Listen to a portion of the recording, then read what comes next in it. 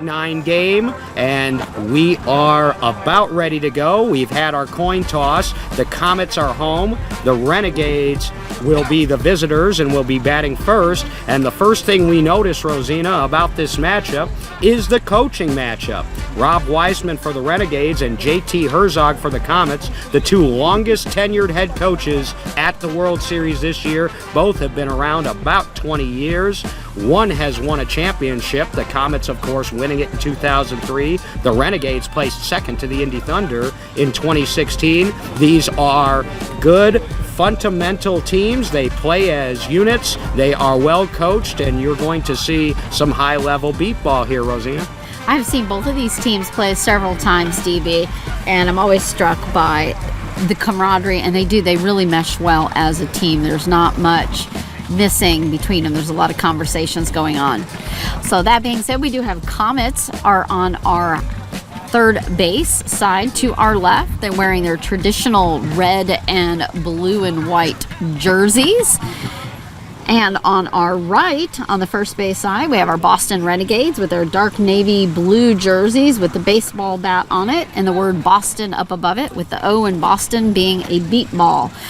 We did say Comets won the coin toss, so they are going to be the home team with that last bat advantage. The sun is about as blistery hot as yesterday. Still no clouds in the sky. There's also not much humidity, and the grass is short and dry and hard. They are moving very quickly, just like yesterday. So a lot of bounce and a lot of movement. There's no telling. That hustle is going to come in really key, but it's also going to be very difficult because that ball is moving so much. Well, the ball is moving fast through the ground. The reports yesterday were the ball was moving fast through the grass, but it was also moving true. There's not a lot of bad hops going on. There's not a lot of uneven surface on the pitch. I call it a pitch because these are soccer fields ordinarily transformed into beat ball fields for this tournament. But the fields, as you said, are moving fast. Now, some late breaking news for the Boston Renegades, and it's good news and bad news. The good news is their former NBBA MVP Christian Thaxton, for the first time in a few seasons, is in the lineup. We will see Christian for the Renegades. The bad news is we just found out we will not see, at least at the outset of this game, Joe McCormick, the reigning offensive MVP, who hit 800 at last year's World Series in Beaumont. He is being held out of the lineup, and so it is sort of a good news, bad news situation now. We don't know why Joe Mack's not in the lineup because Coach Weisman, true to form, wouldn't tell us. So we don't know. We may see him later in the game. We may not. But Joe Mack not starting for Boston. And, of course, for Chicago, most people who follow beat baseball know going into this, Giovanni Franchisi he's out of the country, one of their big hitters, and so he won't be in the lineup for the Comets. Other than that, they got everybody healthy, and one of their hitters, Dustin Youngren, hit a home run yesterday, the first of his career. Dustin's off to a pretty good start to his World Series. He finished second in the skills competition fastest runner in the male division on Monday, and then he hit a home run in one of yesterday's games, so he will be a player to watch for the Comets. For the Renegades, we mentioned Christian Thaxton. I will also throw out a few other names that are going to be out there. Sean Devonish, of course, who's one of their better players. He came into the league in 2016, and he has been near the top in offensive stats every year that he has been in the league. And I'll also throw out a younger name. Drew Crook has been playing very well lately, and so he may be one to watch as well. He was definitely interesting to watch in warm-up, DB, as they were out there doing practice hits. He caught several on his stomach, bounced off almost right to him. He was scooping them up. They're bouncing off of him. It was just quite interesting. I'm not sure if we'll possibly see that in a game, but it was very, very interesting to watch Drew out there. In our games of the day yesterday, we did see several occasions where a ball would hit a frontline defender and it would bounce several feet away, and by the time they recovered, the runner had reached the base. And so we'll see if that's the case again today.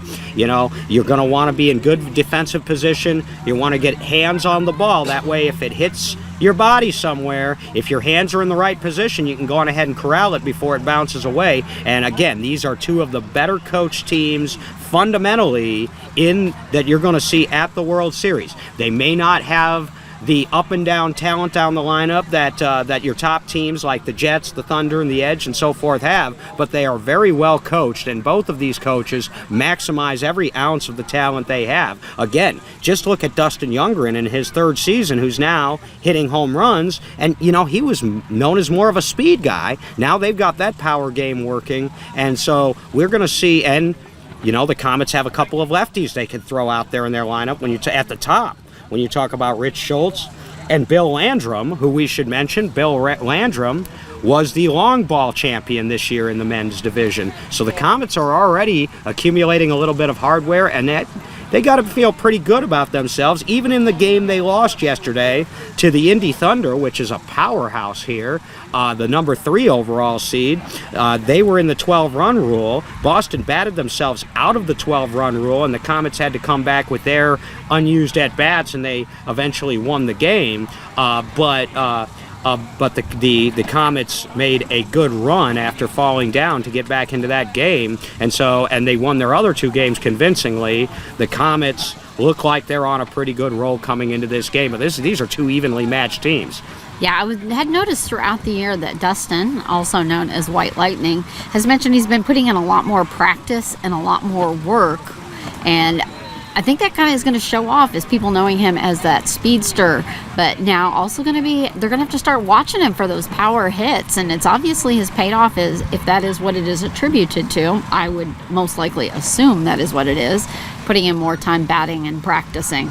Sure. So definitely has come into play. Sure, and it's like any other sport, Rosina. When you've got a young player and they do something special like that for the first time in their career, it really is a confidence boost. It's like an injection of adrenaline, and so we'll see if that carries over now. Dustin's a young guy, and now that eyes are on him, obviously, because he hit a home run yesterday, we'll see if he can control that and channel that into being productive and not try to do too much. Sometimes you see when a player hits a home run, especially a younger player, he comes up and now he thinks he can hit a home run every time. Well, whatever that sweet swing he used to hit the home run, that's what he needs to keep going. You can't overswing, because that's when you start with you're losing your consistency on your bat, and then your pitcher can't find you, and you're not hitting home runs if you're missing the ball. Yeah, it'll definitely be interesting to see how that carries over into today's games for him.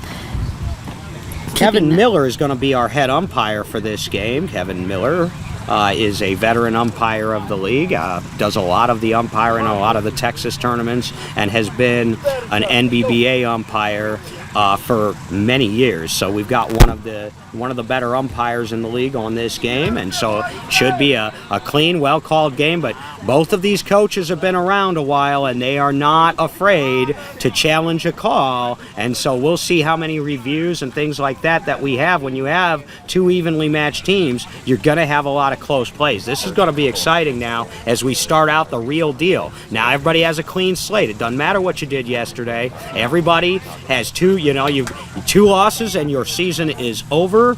If you keep winning, you take each step closer to that championship on Saturday. So we are getting ready for the players to take the field. The ump has called them out to get batters up and get the field started.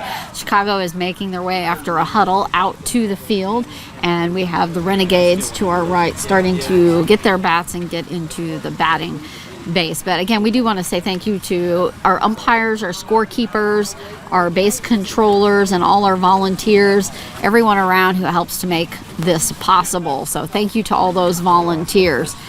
So Chicago is almost set up on the left side of the field and setting up in the right. Get that set up on the batting order here for the Renegades as they come up. And once again, we are at Gillis Rother Soccer Complex in Norman, Oklahoma. This is the second day of competition. This is the first round of double elimination. There are 16 teams, and this is the 8-9 game, the Chicago Comets and the Boston Renegades. The Comets are the home team. They will be in the field. The Renegades are the visiting team. They are batting first, and in case you missed it earlier, Joe McCormick not in the lineup for the Renegades, but Christian Thaxton is in the lineup for the Boston Renegades. And speaking of Christian, he is going to be the first up to bat for the Renegades. So ump is calling for a set out in the field, getting a quiet call, make sure everybody is ready. Getting a sound off really quick. Thaxton played some college baseball before his sight got to the point where he couldn't do it anymore, and so you're going to see a really good baseball swing come out of Christian Thaxton because he's done it before back when he had enough sight to play traditional baseball. He is a special player. He has hit home runs at the World Series in the past, but we have not seen him since 2019. Okay, we're getting ready for the pitch. Game on. And the ball was just under that swing. You could hear his swing from here as we're sitting Whistling. behind and just to the right of home plate.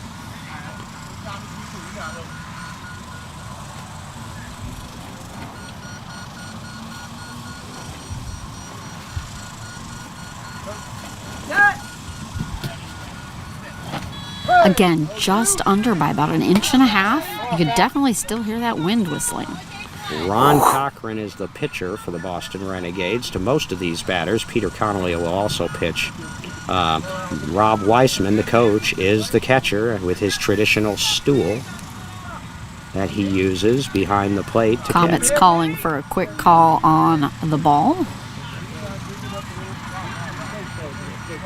The Comet field spotters for this game are Christina Smers and Izzy Garcia. Winding up for that pitch.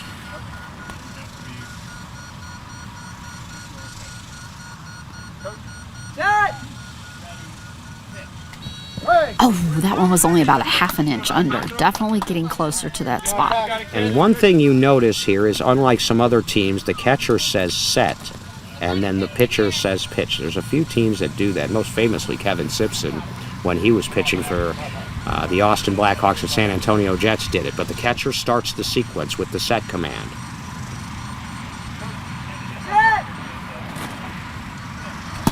And it's going to pop up about 15 feet and come right back down just a couple feet in front. His coach sets his bat on home plate before sitting back on his stool.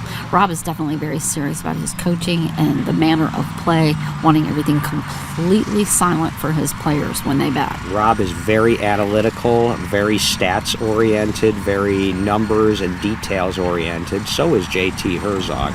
That's why I mentioned this coaching matchup is about as intriguing as you can get. Oh, well, this time it was about 3 inches below. Lost a little bit of momentum there.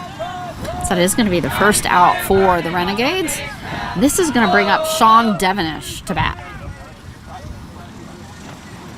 Sean Devenish, one of the cornerstones of that team. And they're going to need him. He's been struggling this year. It's been no secret that he has been in a slump at the plate. But Rob Weissman has said he is healthy. He was just going through a funk. When he turns it around, he's one of the more consistent players in the league. Sean doing a nice level, slow swing over to let the pitcher know where he wants it.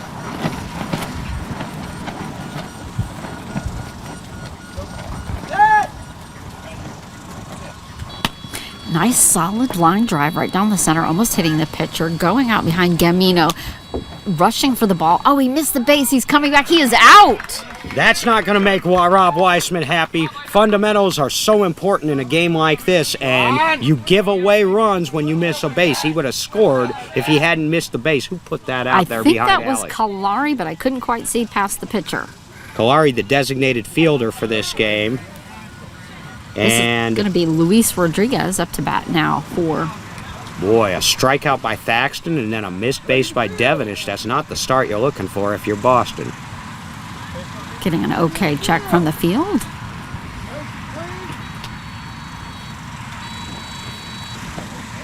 Rodriguez is a second-year player. We saw him a little bit at the World Series last year.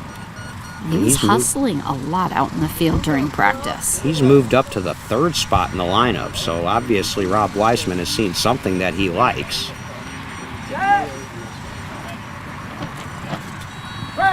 Ball about 4 inches under the bat. Luis has got his bright yellow-green arm sleeves on. Another strong exhale.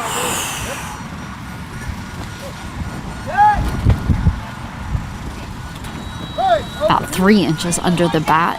The bat, not quite a level swing. It's almost pointed up just a hair on the tip. Resetting up against base and making his feet are a bat's length apart. So a little correction from Rob there.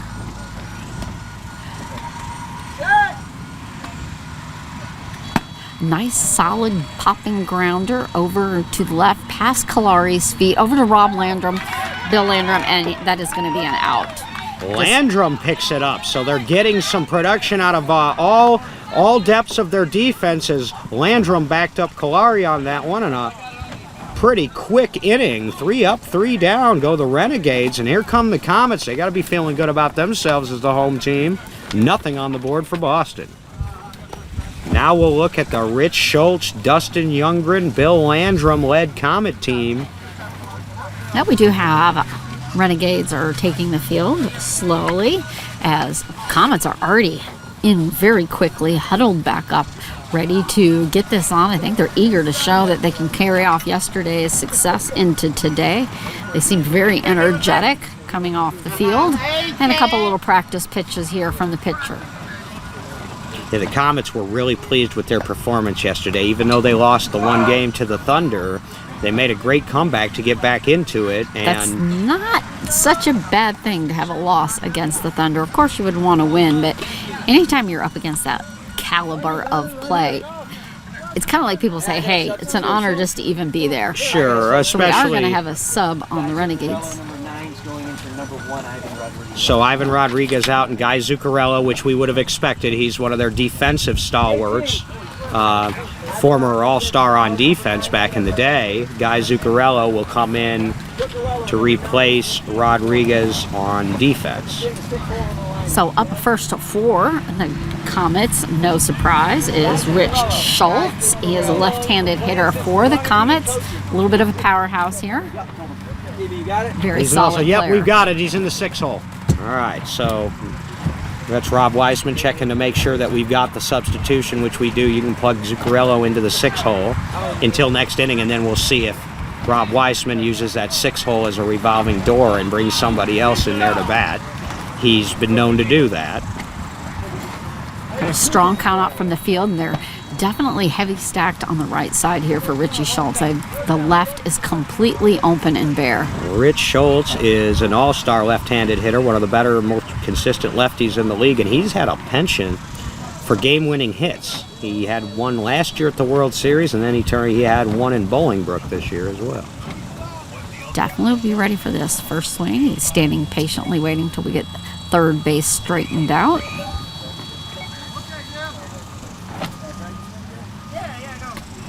So, all right.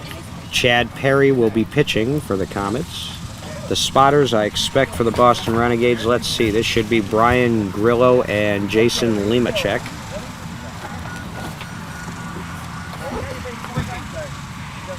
The Comets own Chicago's only World Series championship way back in 2003 when they frankly shocked the world in Denver, Colorado. Strong exhale by the pitcher. Nice high hit. Pop up over into right. Just behind the first. Drew grabbing it. It just like in practice. Laid down right into his stomach. Pulled it up. An easy out there for Drew. You know, you had mentioned before we had gone on the air that he was practicing that. And now Drew Crook on the first pitch to Rich Schultz robs him on what was a really good pop up there into right field. I thought Rich had a good chance to score, and Drew just smothered it, picked it up, 1 out. Now he's having to rush all of the defense back over into a left field because we will be bringing Dustin Youngren, or White Lightning as he likes to call himself, up to bat for the Comets. Yeah, it's interesting what the Comets have done with the top of their lineup. You've got a lefty first, and then you've got a lefty pull hitter, Bill Landrum, third, and right there smashed in between them is you got Dustin Youngren, who's a righty, who's almost a dead pull hitter. When he hits for power, he hits down that left field line a lot. In fact, some of his problems before is he's hit bombs, but they have been just foul. He's been a little early. They said his home run ball yesterday was just right. He got it inside that line, drove it out. A little bit low under the bat. Getting some correction there. Dustin taking a nice strong deep breath, holding the bat up before pulling back over the shoulder. Set, ready, pitch. Ooh, only about an inch and a half under there. Definitely getting a little closer. Chad was the pitcher on that 2003 World Championship Comets team. Him and Nick Lopez were both pitchers. They shuffled in and out. This is a 20th anniversary of that championship season, and that's another reason the Comets are motivated.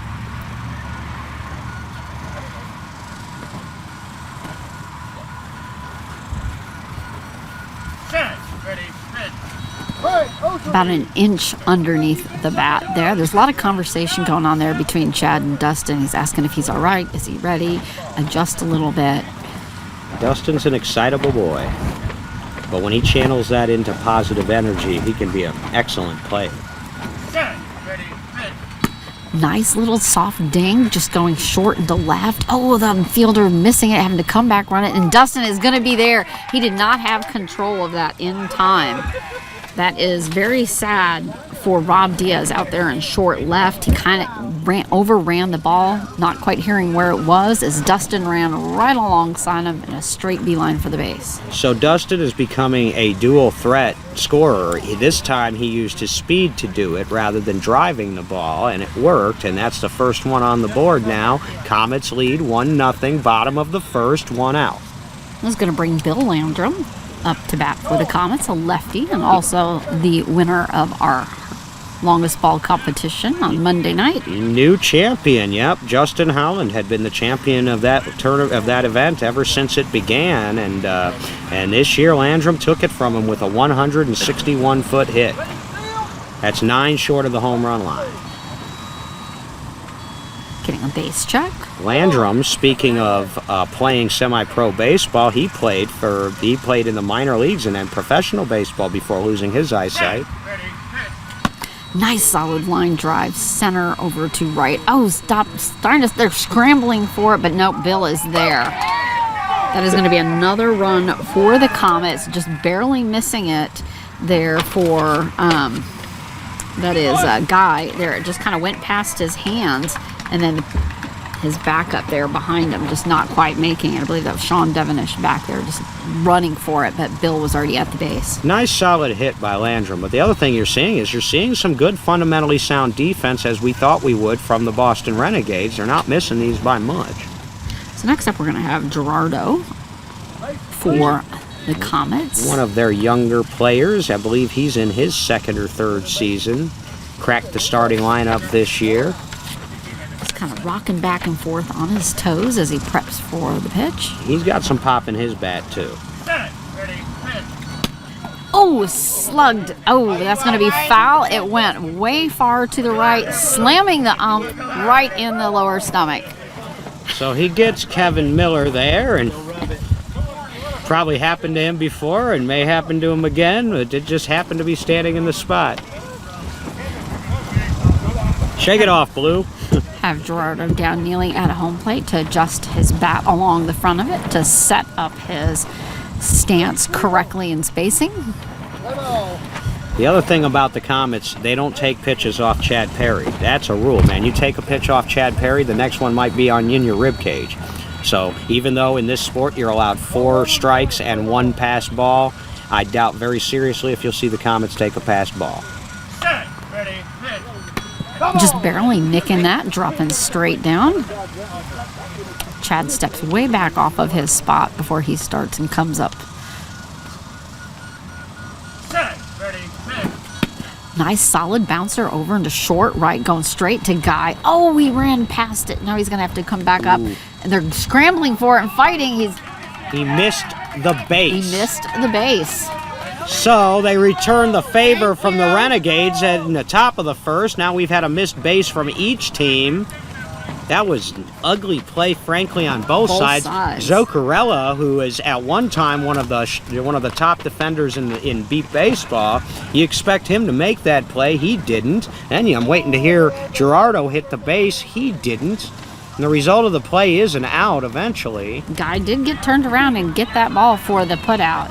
He ran past it at first, went a little too far before dropping.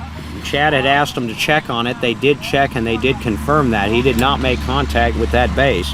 So 2 outs, 2 in now, bottom of the first, 2-0 Chicago. Bringing Alex Gamino up for the Comets with his red, white, and blue and stars flag arm sleeve. Now, Alex doesn't have quite as much pop as Gerardo. He's another one of their younger players, but he does have some quickness. I almost thought I heard a tip on that. I'm not quite sure. The winner of this game will play the winner of the Indy Edge and Minnesota Millers. High pop-up. We're going to see if this is going to stay fair. It's going right at... Oh, it's rolling foul. He's already slammed into third base, but it did roll foul. That was probably about 80 feet up in the air before coming down about 6 inches inside the line, but then bouncing out.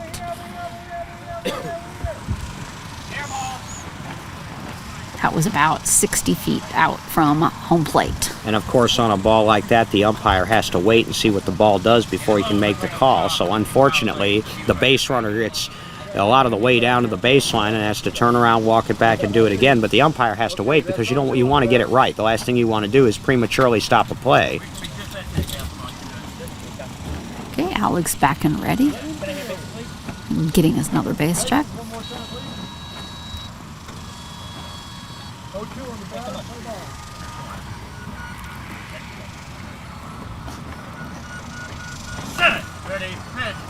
A little bit early on that swing.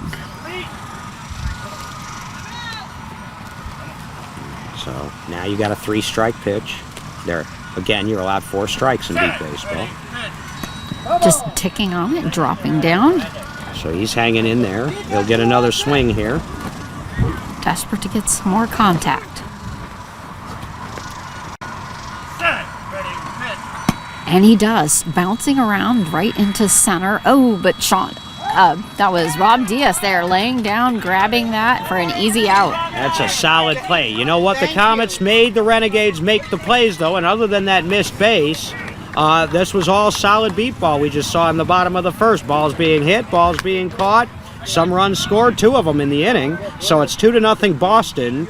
I'm sorry, 2-0 Chicago, as Boston comes to bat in the top of the second. So 2-0 Comets heading to the top of the second. And while we have a moment, go over some of the rules of the game in case you missed it at the open. Beat baseball is a modified version of the adaptive form of America's favorite pastime. It is used, we use a 16-inch softball with a beeping device inserted in the middle of it. The ball weighs about a pound. There are buzzing bases, 2 of them, 100 feet down the baseline from home plate and 10 feet outside the foul line. When the ball is hit, the batter runs toward the buzzing base. If he can get toward the randomly buzzing base, he doesn't know which one he's running to until the base comes on. If he gets there before the defense gains possession, it is a run. If the defense gains possession first, it is an out. There are 6 innings, 3 outs per inning, 6 players per side, and the pitcher is pitching for the offensive team. He's trying to get the batter to put the ball in play. Every ball in play, of course, is an out or a run. There's no throwing to bases. It's just a race to the base and to the ball when a ball is put in play. There's a 40-foot arc, 40 feet from home plate. The ball must cross that arc to be in fair territory. There is a 170-foot line out in the outfield. If that ball goes over that line on the fly, it is considered a home run. Counts for 2 runs. We had 2 of those. 4 of those yesterday, 2 by the same player. So 4 home runs yesterday. And it looks like, Rosina, we are getting ready to start the second. As these teams, because they're so well coached, they change up sides quickly. They don't waste any time getting in and getting out. Okay, this is Drew Cook up at the plate, ready for the pitch. Drew Crook, one of only a few Renegades. Oh, and about 2 inches under the bat. Drew Crook, one of the few Renegades in team history to score a run in his first ever at-bat. Interesting trivia question about him.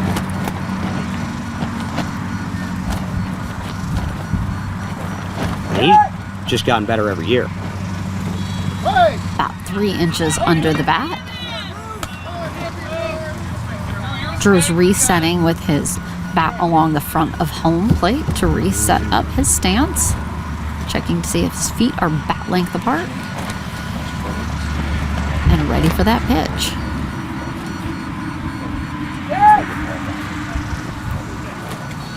Oh, this time it was just about 1.5 inches over the bat. A little bit of overcompensation there.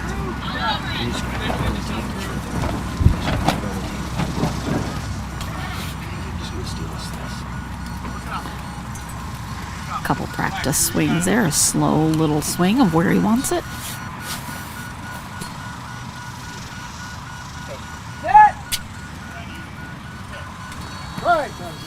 Quite a bit higher over the bat. That is going to be an out. Second Renegade strikeout of the game. They've got to minimize that because you saw what the Comets were doing. They were putting everything in play in the first inning. It looks like we're going to have Shane Kenton now. It's going to be Shane, yes, up at bat. He has 2 different colored knee pads, one black and one blue as he comes up to bat and being brought.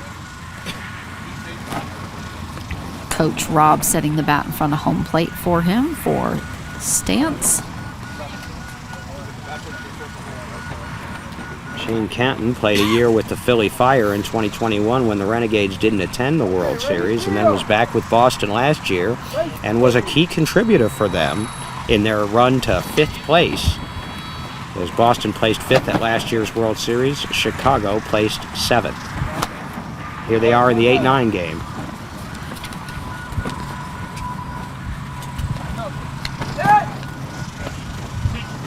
Oh, bouncing almost off his elbow. It's going to roll foul. Made it about 30 feet out before rolling foul, but he didn't catch that on his elbow on the swing.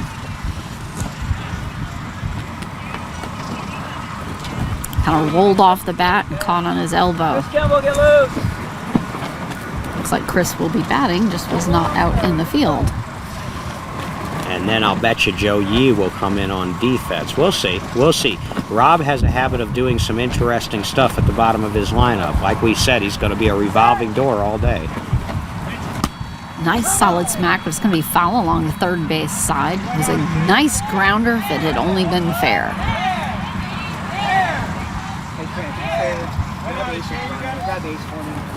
Well, they've got the contact. That's half the battle. They just got to straighten it out here and put one in play. Canton has some pop in his bat. He's got decent speed, not overwhelming speed, but he's just an all-around good, solid beat ball player. Takes good care of himself, of course. You know, he's in shape. Have a call for a new ball. We'll keep track of those. Now, in our first game of the day yesterday between Austin and Oklahoma, we did well on balls. We didn't go through very many. I think we only went through 4, maybe 5 for the whole game. And we went through that within the first inning on our second game. On our second game, and they were hitting some harder balls, but it was a little bit more than that. I think we had gone through about a dozen by the time that game was over with yesterday.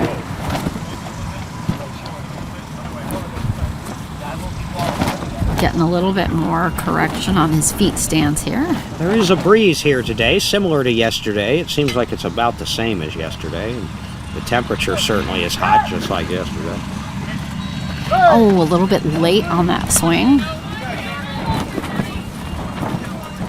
Retapping, finding the home plate, making sure he's... 16 teams are in action at this 11:30 time slot in this first round of double elimination. We'll go over those brackets between innings. There's 7 other games going on. That one was a little bit on the inside.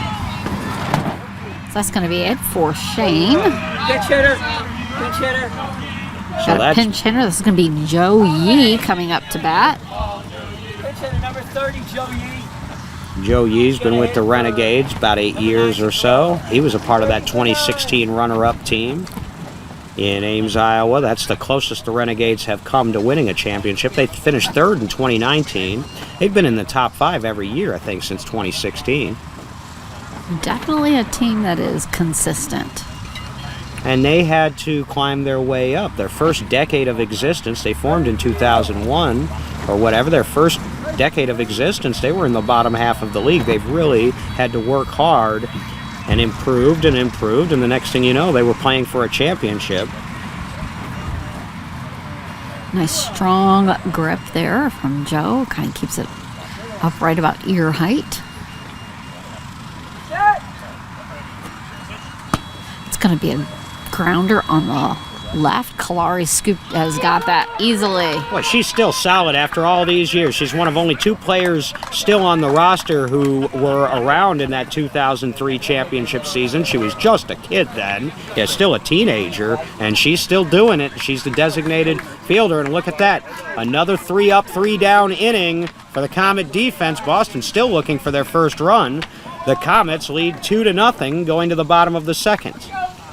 As I said, we are in the first round, a round of 16, if you will, or octafinals, if you really want to be formal about it, of the double elimination tournament. There are 8 games going on in this time slot in the winner's bracket. This is the 8-9 matchup. The winner of this game will play the winner of the 1-16 game, which is your defending champion Indy Edge and the Minnesota Millers. Then moving down the bracket, the 5-12 matchup is the Bayou City Heat, who we saw yesterday. They looked impressive in their win over Gateway. They play the Houston Hurricanes. The number 4 seed is the BSO Philly Fire, and they're playing the Cleveland Scrappers. Then on the other side of the bracket, the number 2 seed is the San Antonio Jets, and they have, I believe, the Atlanta Chaos. The 7-10 matchup is the Austin Blackhawks and the New Jersey Titans. Your 3-14 matchup are those Indy Thunder up against the Oklahoma Lookouts, and then the Gateway Archers, the number 6, playing the Tyler Tigers, the 11. The quarterfinals of the winners bracket will be at 2:30 this afternoon. We will have one of them. We can't tell you which one until those results are in, but we will have one of them here at 2:30. And remember, Rosina and Richie Flores will be back tonight for the Women of Our League exhibition, Bombshells and Dynamic Divas. So out in the field, we did have another sub for the Renegades. We had Chris Kimball is going in for Joe Yee. So now Chris Kimball is in our short right position in front of Shane. And we have, let's see, Daniel Hernandez up to bat for the Comets. Daniel, my brother, they call him, over on the Chicago sideline, taking off an old Elton John tune. Solid hit. It's going to be a grounder over into right as Chris misses it, but it goes right over to Shane, and he scoops it up easily, and that's going to be an out for Shane. We call that help defense in beat baseball, and we've seen it now a couple of times from both teams where somebody was there to get a ball after it got by a front defender. That's good communication, good zone discipline, and knowing where you need to be on the field to pick your teammate up. Just past Chris's fingertips as he is laid down, rolled past him. Shane threw himself down and scooped it up quite easily. This is going to bring Richard Schultz, left-handed batter, up for the Comets.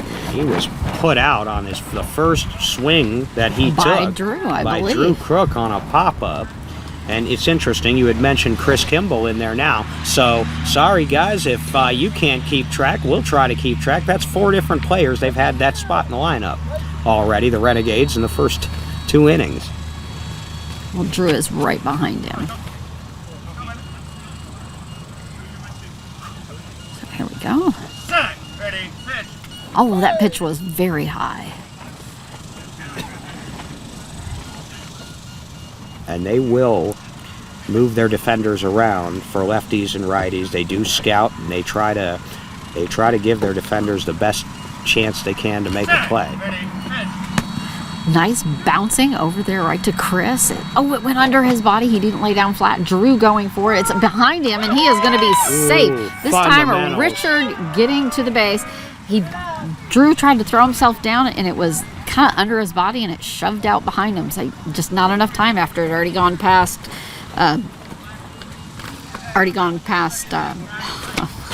Chris Kimball, a second-year player. He was a rookie last year. He was the one who got hurt at the World Series last year when he ran into an obstacle, and we didn't see him again, but he's a marathon runner.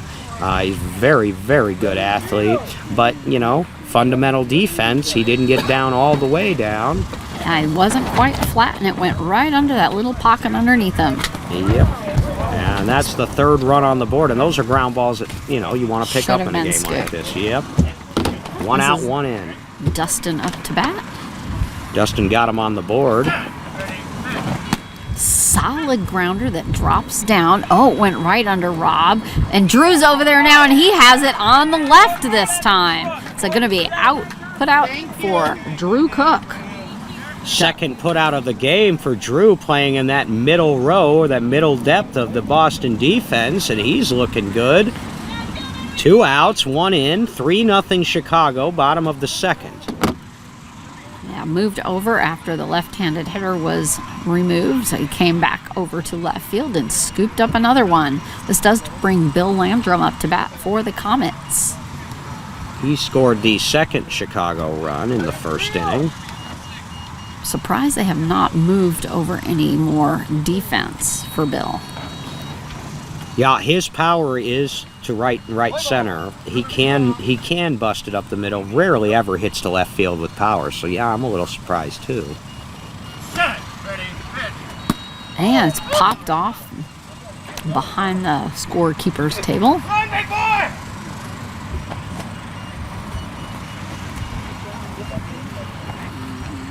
Ball back to the pitcher after a nice lofty toss from the ball. I would be moving Joe Yee over for sure, I think. Joe Yee is not out there right now. Chris Kimball is in Chris for him. Kimball is over there. And it is going short over and to right to Chris, but he didn't lay down flat in his pad. But he does have it. He recovered that nicely and got Bill out. Thank you. And Kimball makes the play. So he missed one and then he made one. Well, Good defense by the Renegades. I think that was his set. He did recover that other one as well. So, and then this one he just barely. Oh no, he did. Okay, miss no, that there was one one that his slipped body. under him Yep. on that Daniel hit. Yep, Yep, and that's and it the one went I to was Drew. thinking of. But Drew's got a couple. Kimball's got one. Renegade defense looking tight. Comets aren't striking out anybody though. Bill's And still trying to make his way in from the field. Not sure what he was checking out there after his. I think he just went the wrong direction after being out on first base. So, And again, if we get any score, as yesterday, if we can get any scoreboard updates coming in, we got a few yesterday from any of the other games that are going on here on this Winners Bracket Wednesday, we will pass them along to you. As we are heading now, they're going to take their mandatory water break after 2 innings here, so we'll have a couple of minutes to go over some things. I want to give some recognition to the NBBA officials, scorekeepers, and umpires. And I'm just going to go down the list and make sure they all get mentioned because it's very hot out here. It's a long week, and these folks are giving of their time, in some cases their vacation time off of work, to come out here and make it possible for us to play beat baseball. So your NBBA officials: scorekeeper Brad Farmer, scorekeeper Shay Conway, umpire Dave Taylor, umpire David Robert, scorekeeper Glenda Cole, umpire Jaden Price, our head umpire of the league, Jason Price, umpire John Lykowski. He's also our league treasurer and has been ever since I've been involved in the sport, which is since at least 1999. Jordan Simpson, umpire. Also, Karen Lykowski is a scorekeeper. Kemp Price is an umpire. Umpire Kevin Miller, he's got our game here today. Scorekeeper Linda Skaggs. Umpire Mark Hudson. Scorekeeper Melanie Taylor. Umpire Mike Woodard. Scorekeeper Missy Lykowski. Scorekeeper Peggy Hurt. Scorekeeper Ronnie Higdon. Also, scorekeeper Sylvia Redman. And our wonderful tournament director, Cassie Hopkins. Equipment manager, John Stark from Abilene, Texas. That's Coach Stark. He used to coach the VCS Outlaws, Houston Hurricanes. Glenn Hopkins, former coach of the Dynasty Austin Blackhawks. He was their head coach during the 90s when they won 7 consecutive championships. Now he's helping with equipment. Knox Ward also on equipment. John Lykowski Jr., he's our social media specialist and photographer from Lykowski Studios. All of the wonderful photos you see on the NBBA Facebook and Instagram, that is John Lykowski Jr.'s handiwork. And then, of course, us sitting here in the booth, myself, David Benny, and Rosina Foster.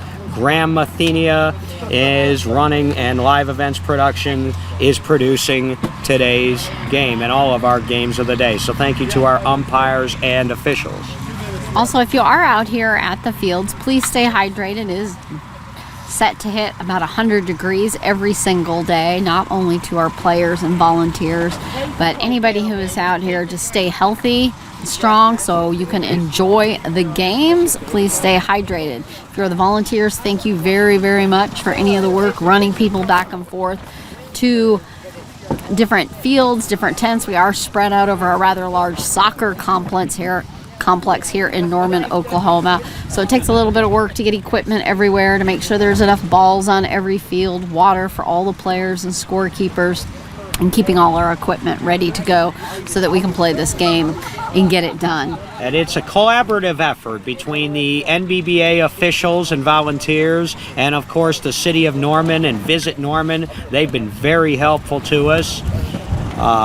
Mr. Brown has been great. We had the mayor, Larry Heikel, out at opening ceremonies. He has been just awesome. Trent Brown, the folks from Visit Norman, running around, supplies, water and ice and all of those things. We've got a concession stand here with hot and cold food and beverages. We've had a food truck out here. They've been providing bus service from the hotels for the competitors to and from the fields. They've just been awesome. If you see folks around running around on go-karts around here, or golf cart looking things, those are your help. That's your support crew. They don't all get their names in the stat sheets, and they don't always get the awards at the banquet, but we couldn't do it without them. Make sure if you see them, stop and tell them thank you for everything that they are doing. We are just about ready to take the field here. We've had the call from the man in blue. So to reset for you, as the Boston Renegades will come to bat in the top of the third, they are yet to get on the board. They were goose-egged in the first and the second. The Comets scored 2 in the first and 1 in the second.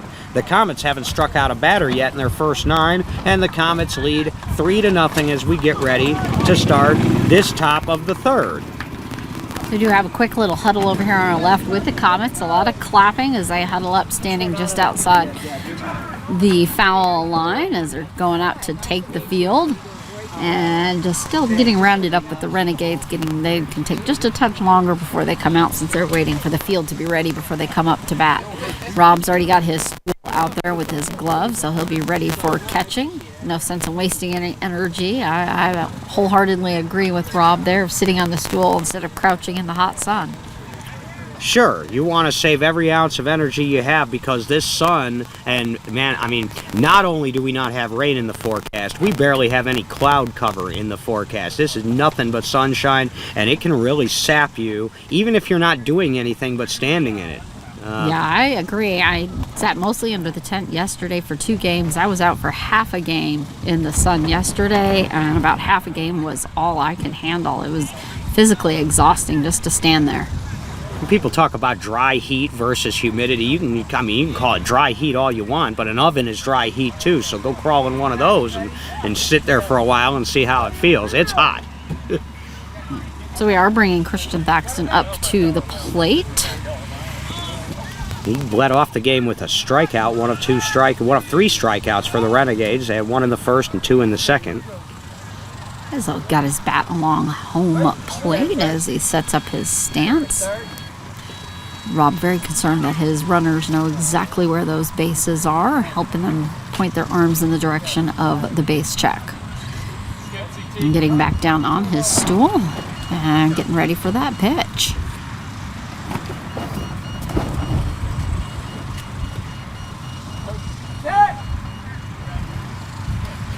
Nice high pop-up, high over into left, but short, just dropping behind Kalari. Can they get to it in time? No, he is already at the base. Bill was right there to back her up, but it really was a matter of time. That was in the air for a good 5 seconds. That is the Christian Thaxton that we know and love. That is why Christian Thaxton is a career almost 700 hitter at the World Series, one of the top batting averages of any active player out there right now at the World Series for his career.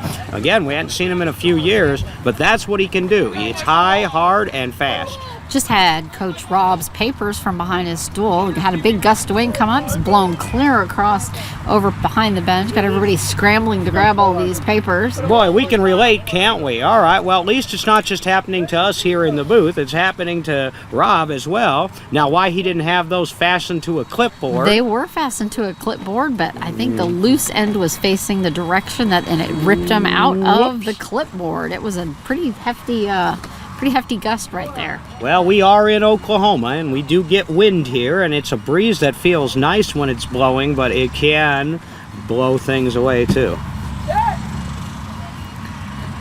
Devonish. Sean Devonish with a strike. He was put out his first time.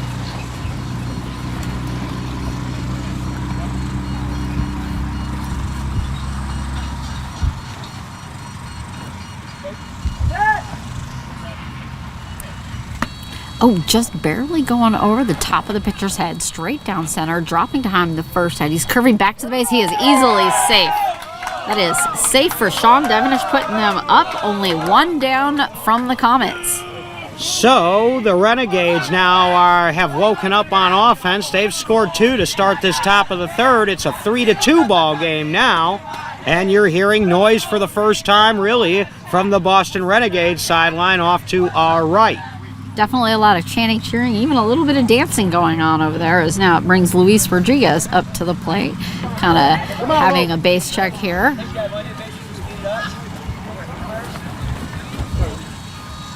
Rodriguez had a missed base. Well, let me look at my notes. That was Devonish, in fact, that missed the base. Luis Rodriguez was put out also, though, his first time up.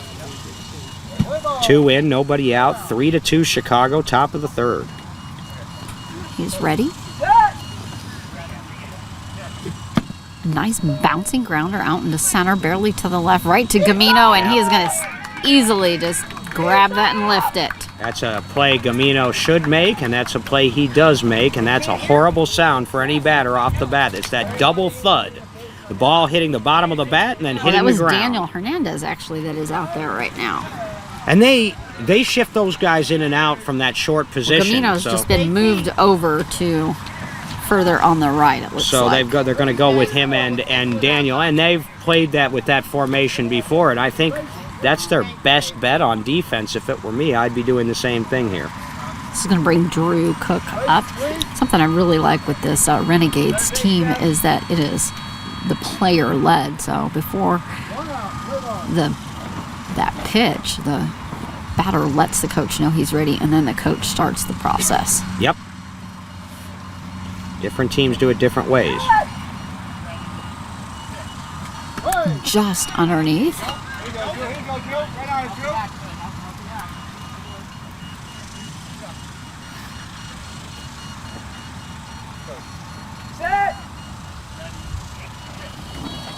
Just underneath the bat. Refueling and setting up at home plate, making sure he's got everything right.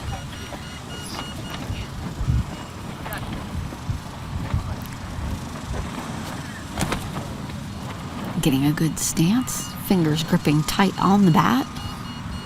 Nice slow, easy level swing, and ready for the pitch.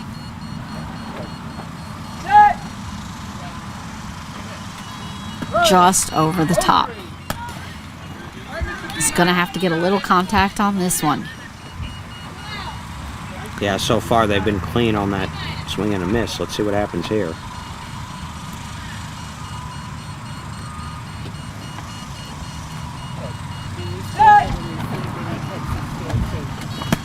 It's going to be a little top-up and hit, but that will keep him alive. He needed to make some contact, and he did.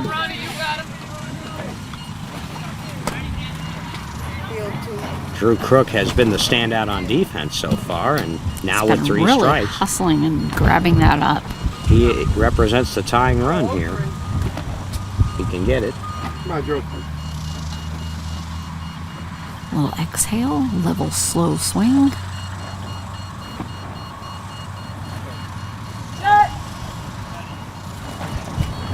Oh, that is going to be a strikeout for Drew. Tough luck. fourth strikeout now of the game for the Renegades, and they're going to have to cut down on that a little bit. Now with 2 outs, Shane Canton comes up trying to tie it here in the top of the third. Runs in this inning from Thaxton and Devonish. He's setting his bat up and getting a base check. They need to fix first base, I believe, is what Rob Weissman is pointing out. I believe that it is not on. And that can be a wire. These are hardwired bases, and so that could be a loose cable. It usually is, and they got to go and adjust it and tighten it up, and then we'll see. I'm being optimistic. I mean, worst case scenario, sometimes they have to replace a base, which takes a little bit longer. This game has been moving right along. Yep, and that's what you see sometimes with these well-oiled machines that have practiced a lot and they play well as a team. They also get on and off the field quickly. Yeah, Chicago Rob is Comets. very just in a hurry to keep things moving and smooth. And it keeps spectators engaged. It keeps the players sharp, and the Chicago Comets have always been famous for practicing that. Just underneath the swing. The Comets actually practice getting on and off the field quickly as a team so that they can do it.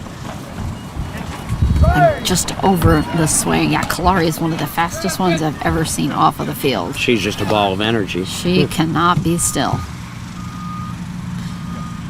You got it, Shano. You got it, Shano. Stack it up here.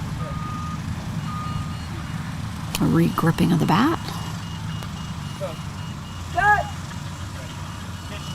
And a nice bouncing grounder right in the center. Oh, right to Dan. It bounced off his hands. Kalari's. Oh, they ran into one another, and that is going to cost them the run. Oh, man, miscommunication a little bit there by the Comets as you had a couple of players trying to cover the same area of the field.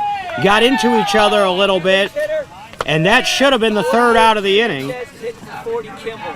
And so now Sanchez, as they call him, David Sanchez, will come in for Chris Kimball. So that's 5 now, as we keep count of that revolving door that Rob is employing. That's 5 if you count the defenders he's brought in and the offensive players that he has brought in and taken out. So it's going to be David Sanchez up getting his base check right now. Yeah, there was just a little bit of Daniel Hernandez out there trying. He had missed his fingers, but it was close to his hands, and he was trying to scramble for it. Kalari rushing over to back him up. They kind of bumped heads as they were both down on the grass. That should have been the third out of the inning, and if you're the Renegades now, you want to make it hurt in a game like this. Tied at 3. Oh, just underneath the swing there for David. And the importance of this at bat now with 2 outs in a tie game is he can bring Christian Thaxton to the plate if he can score. Oh, just barely nicking that.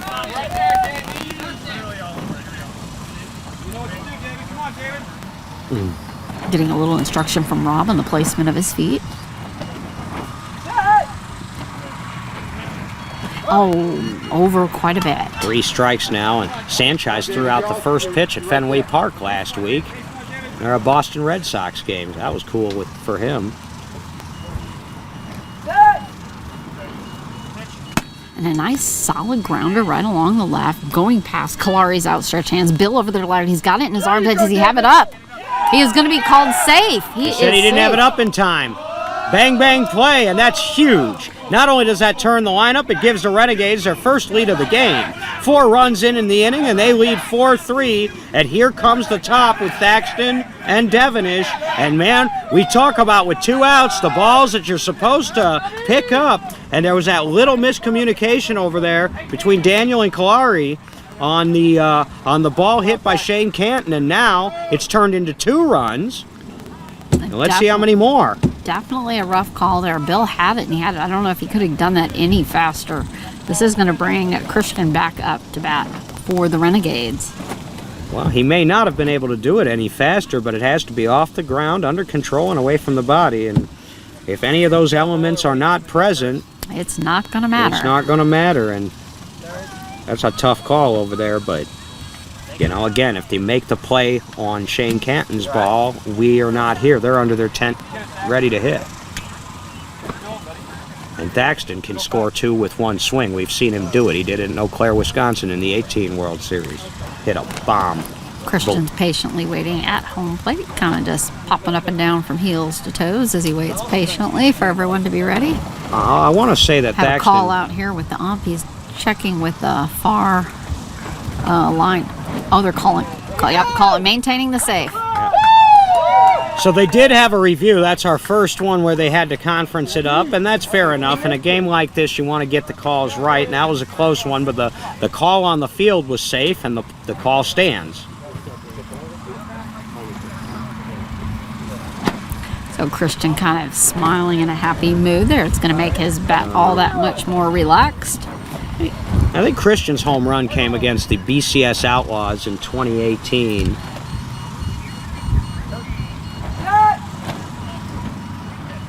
Nice solid grounder into just almost a set. Bill grabbing that. He is not going to make the mistake again. That is an out by Bill Landrum. And that out's going to count. Yep, 81 Bill Landrum out there. That's his second put out by my count in the game. And that puts the Renegades rally down, but they take the lead with 4 runs. 2 to start the inning, and then 2 big 2-out runs, and it is 4-3 Renegades now, heading to the bottom of the third. Got another substitution. So Guy is coming back in. For who's 40? Oh, 48 is... 48 is David Sanchez. David Sanchez. So Sanchez came in for 1 at bat, and now we're going to start this revolving door all over again as now Guy Zuccarello comes back. Is going to come back in for him.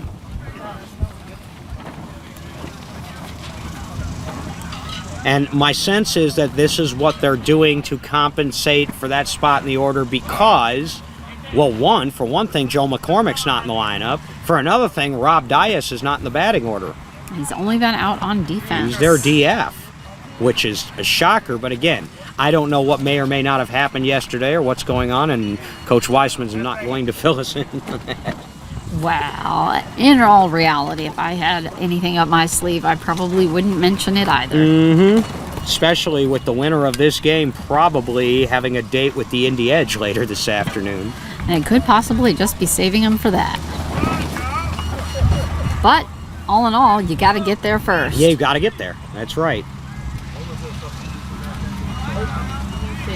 Number 9 for 48. Couple practice tosses there.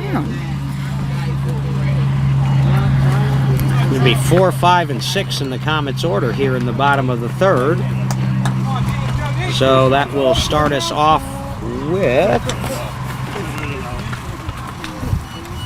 Well, let's see. I lost my lineup here. That should be Gerardo. Gerardo Tavera. Yep, it most certainly is as he comes up to the plate. He's down on one knee with his bat up along the front of home plate to set his left foot. Quick shrugging of the shoulder with his right foot back a little, up on the toes. And it looks like we are ready.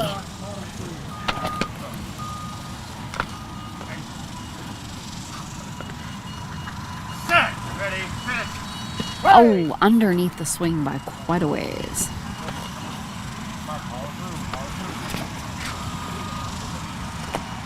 Yeah, he wants to get it above his bat, not under it. Nice solid hit, barely above his head. Pitcher had to ducks right down to the center. Got his body down, and he's fumbling with it, but he's got it up. I believe that is Sean Devonish. And they're going to give him the out. You got to have possession, but they said he did have control. He stumbled for a little bit, but he had it up before Gerardo was there at the base. Solid play by Devonish on a nice line drive right up the middle of their defense. He's plowed out. Chad definitely had to duck to avoid being head swiped on that. That is going to bring Alex Gamino up to the plate. Definitely why a lot of these pitchers, you will see them wear face masks. They are standing 40 feet away from that ball. Could be flying at their head. So Gamino now. A quick adjustment of first base, making sure it's in position.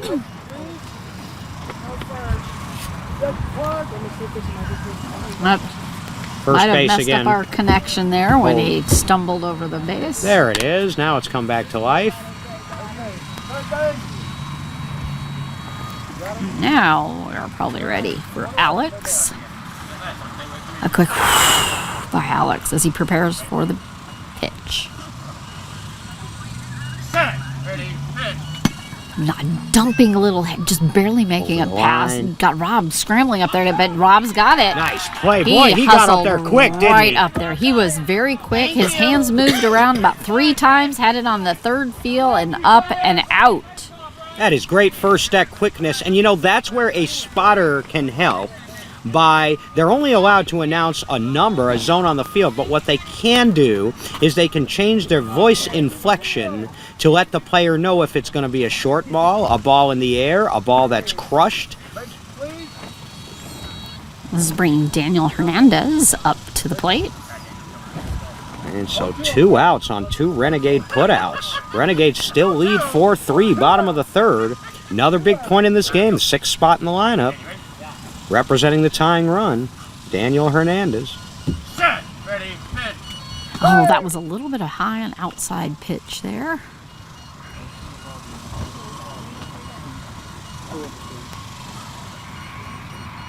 Set. Ready. Pitch. Oh, a nice pitch, just barely underneath.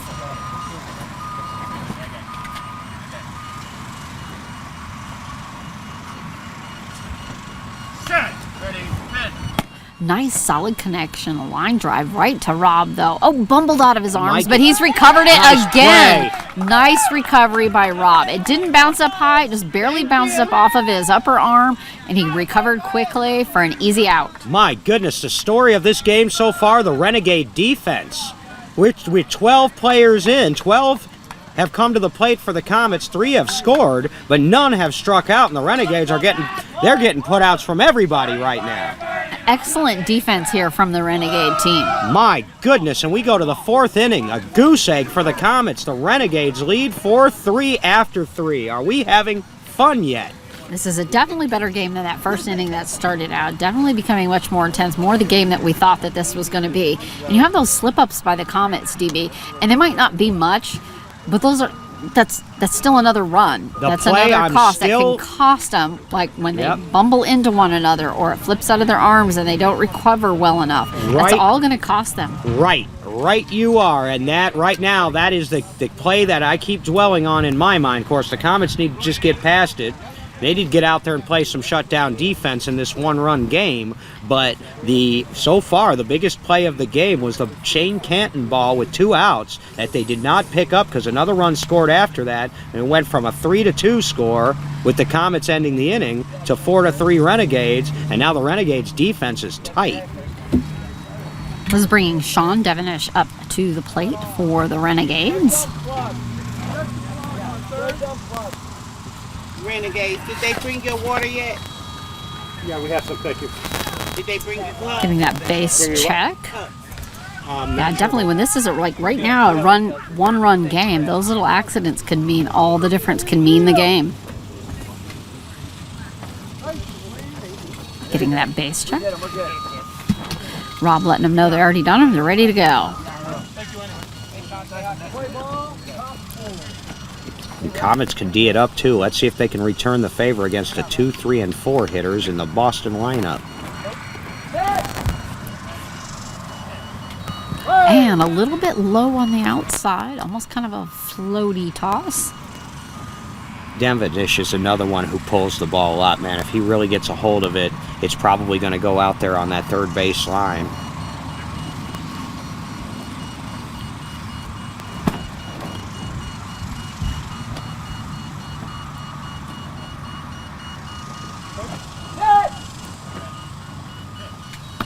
Oh, just barely flubbing that on the edge of his arm. It's going along the right base side, and it is going to be foul. Yeah, it was off his hands, Deb. Give him a base anyway. Yeah, it did roll on his hands there. Kind of like, I can't remember who it was. I think it was Shane. It popped off his elbow that one time. This one kind of rolled up off his hands. It is very odd. Yeah, he caught it late, and it just barely caught on the inside there.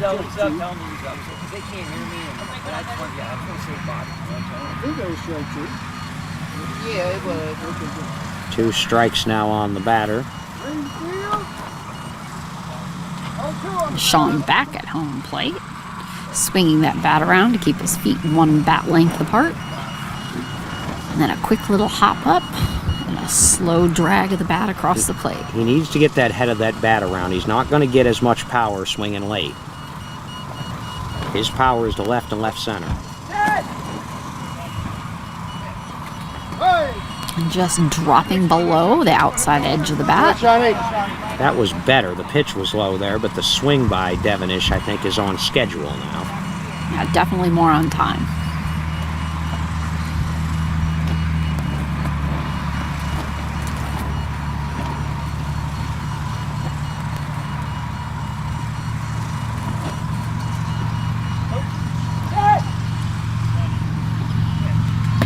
Catching it, going right, center to left, short. Hernandez right. There's him and Kalari are both fighting for the ball, and he's going to be safe. Again! That is another. That is the second time that has happened. Kalari's been involved in both of that, and I know she's got a lot of that energy. She needs to stay back, though, because she's, to me, it seemed like, you tell me what you saw. What I heard is she came up a little too far. Well, it's kind of pretty much in her area. She went over about 15 feet to her left. And let's see, that would have been Daniel Hernandez had gone over to cover it from the center. So he came over further, but it was about his front level. So it was just a matter of he had kind of missed it the first time and was facing backwards. So she came up to get it, but both their hands were down there scrambling for it at the same time. And in a game like this, you just can't take that second guess. That's the difference. There's been 2 of those now, and it's a 2-run lead for Boston. So right now, that's been the Renegades defense has been a little more clean. What's kept Chicago in this game is the Renegades have struck out a few, and Chicago has not struck out any, but the defense right now has really favored the Renegades. Rodriguez. Nice bouncing, almost missed the pitch right in the center to Daniel. Let's see if it bounced off his hand. He's scrambling back for it. And again, no, this is going to be another run for Boston. These are the kind of things that are going to make or break you. They're not clean in the middle of that defense, and I don't want to start coaching the team for JT Herzog, who knows a lot more about what he's doing than I do, but it's time to think about getting Alex Gamino back over there in his spot, because Alex Gamino was, from all accounts, was clean playing that spot. That is 3 ground balls up their middle there, 1 last inning, 2 here, and they can't afford that. That Not one was in a game dead like this. center, almost right to him. He really didn't have to go after that other than to come up for it. And I don't know if it's just that it was rolling so hard it bounced off of his hands or what, but it just definitely out of control 3 times in a row. Well, the fields are running fast, but he hit that straight into the ground. That was a routine ground ball, and you gotta make those plays. Checking to make sure the field is okay. It's got to be demoralizing for the Comets on those easy little flubs. JT Herzog has a word for that. He calls those circled runs, and he keeps track of it. A circled run is like what you would call an error in this sport. It's balls that he thinks his team should have picked up, and there's 2 of them right here to start this inning. Nice bounce straight to a grounder by Drew, right past Daniel. They're all scrambling for it. I bet he... Oh, they must have got him. I did not see who got that. I think that was Dustin Youngren who came back up from the far to get it. Yep, he has the ball in his hands. Rolled all the way out to Youngren. And he came running all the way up for it. It was kind of scrambling halfway between him and Daniel, but Daniel had scrambled for it, Kalari had scrambled for it, and then Dustin came up, and apparently he got it in time. The only thing that saved Chicago there on that ground ball was that Drew Crook didn't run a fast base, and that gave it the backline defender, Youngren, a chance to get that ball. If he'd have run a quicker base, we'd be looking at another run. As it is, 1 out, 2 in. 6-3 now, Boston in the 4th. This is Shane Canton up to bat for the Renegades. 1 out, play ball.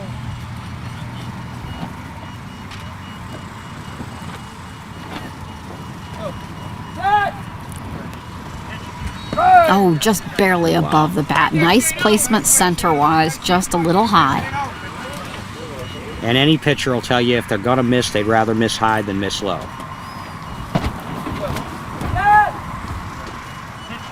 Nice high pop-up center. That's it's going to be why. dropping right in front of Daniel. Bounced over his head. He's scrambling back. He's got him out. Shane curved a little bit right there and had to curve back to the base. And that gave Daniel enough time to get him out. All right, that makes up for one of them because that was a high pop-up. That's what we talk about. If they want to hit the top of the bat to get that air under it, they did. And Daniel made a nice play. So he's sort of not been there on a couple ground balls, but he was there on that pop-up. 2 outs now. Big point in the ball game again. Rosini got the 6th spot in the batting order with danger on deck. We got Joe Yee up to bat, and that ball had just dropped right in front of Daniel, but was coming from so high, bounced right over his head. So in this revolving door that is the 6th spot in their lineup, now they're going to bring Yee back in and take Zuccarello out. So Zuccarello, they're going offense for defense substitutions. Any basketball fan will know what we're talking about there. They're just throwing in offense for defense here. So now Yee back in for Zuccarello. Is getting a check on another recheck on the base. They've done it once, going to do it again. Rob very determined to make sure they are running directly straight to those bases. Now this worked last time because David Sanchez scored out of this spot.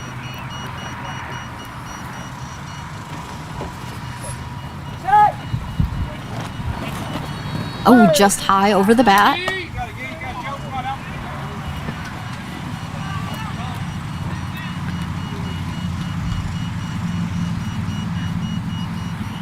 Squatting and ready.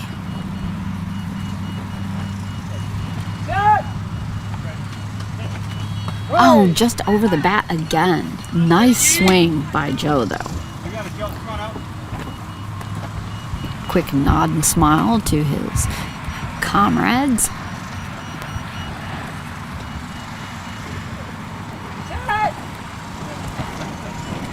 Oh, just bouncing right center to barely to right. Daniel coming up a little bit farther under his body, and he has that up and out. Solid there. All right, so that ends the inning. So after a little bit of some defensive lapses, the Comets tighten up and shut it down. The Renegades do not turn the line up. They do score a couple. It is 6-3 now. Boston going to the bottom of the 4th. Top of the Chicago batting order coming up. Schultz, Youngren, Landrum. Game on from Norman, Oklahoma. Definitely an excellent game to watch here. Just a couple misses there by Daniel, but recovering. He had the last 2 putouts there, scrambling. Definitely much quicker and more determined. Those hands a little bit sure, not fumbling quite so much. A sure grip and grabbing that ball and getting it in the air. Now the Comets need some production from their run producers, Schultz and Youngren and Landrum. They've got to find a way to get through that stingy Renegade defense. It's nice. No, I don't want to jinx my friend Chad Perry, but no strikeouts yet by my books through the first 3 innings. 9 putouts for Boston and 3 runs for Chicago of their 12 so far. Definitely a little struggle there out in the field for those Comets until Dustin came up. It seemed like that was like a little turning point. They kind of then all of a sudden started making those and not having the flub ups after that. He has been a spark plug for this Comets team lately. Dustin Youngren has. He seems like he wants to an invite to the All-Star Weekend Showcase down in San Antonio first weekend of December. I think he does. He was one of those that was on the bubble going into this World Series, and he's already hit a home run. He's making plays, and they need some production, though, still here, down 3 in a defensive struggle going on here. And so this is left-handed hitter Richie Schultz for the Comets.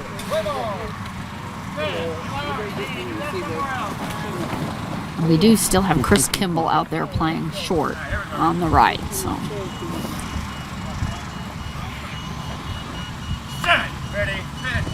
Oh, bouncing it right onto center. See if Rob's going to do a repeat. I bet he is. He has that. Right that is to nice. him.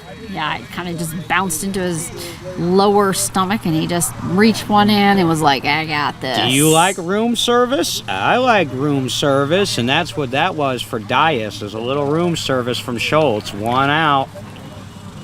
That puts even a little more pressure on Dustin Youngren, as the Comet leadoff hitter is retired quickly.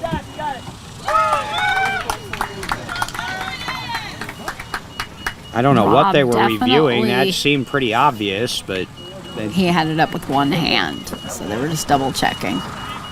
You're allowed to do that. I don't. Sometimes you have to in an emergency situation. He was leaning on his other elbow. So. Yeah. This does bring Dustin to the plate. And Rob definitely picking up short there. Tell you what, when I was a field. player without the largest hands in the world, that 16-inch softball, Is a bit. I usually tried to get 2 hands on it. Okay, Dustin talking a little smack with Chad there as it comes up to the plate.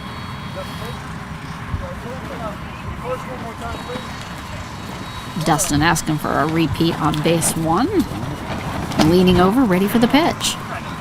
Dustin jump-started their defense a little bit. Now let's see if he can kick-start their offense. Nice slamming grounder, but it's over to Rob. Oh, just past his fingers. He has to get up and go back for it. But no, Dustin didn't miss this time. He was right on curve to that base and knocked it over. That is a run for Dustin Youngren. Speeds kills, and when you run close to a 5-second base like Youngren does, you only get really one chance with him, and once that rolled past Diaz, Dustin was on his way, and that makes it 6-4 now. They needed that. Now you get Landrum up to the plate. See, Rob Diaz, it went past his fingers. He was very quick up on his feet to turn around and run back for it, but just not in time. Bill Landrum is a left-handed hitter.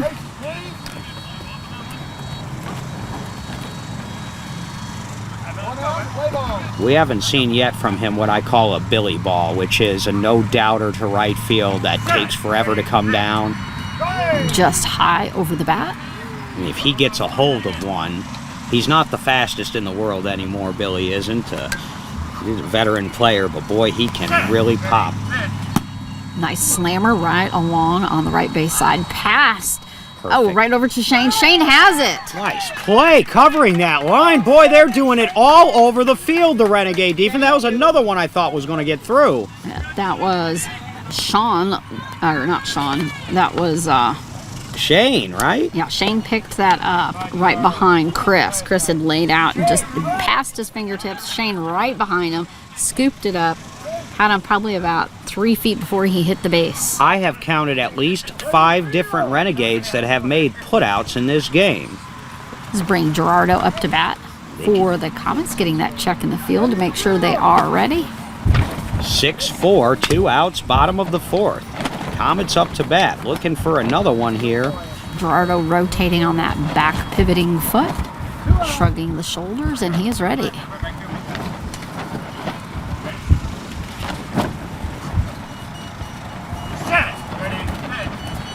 Just underneath that swing was just almost like it went up at the last minute.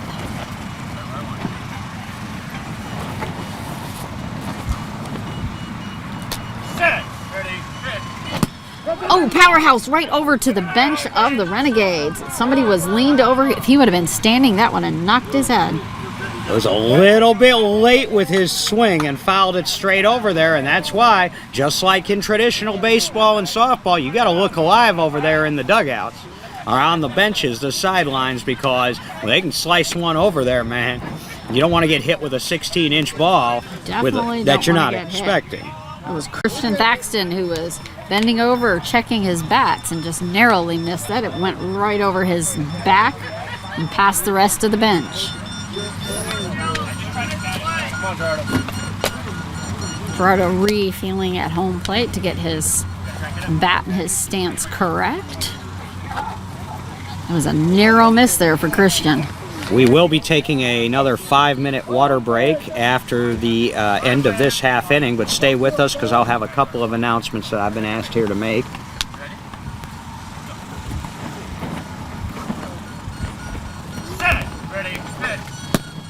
Again, right back over to the Boston Renegade tent, rolled off the back of their tent. Yeah, it's keeping them awake and alert. Yes, but the more concerning fact here is that the timing is off here because he has gone twice way foul over to the right side a couple of times, so he's not getting around on Chad quick enough.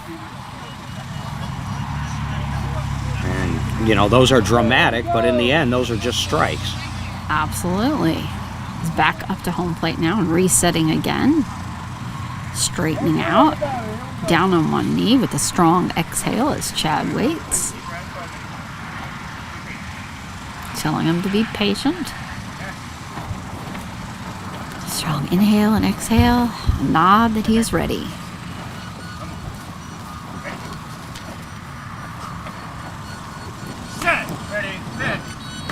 and underneath the swing, and that will be it.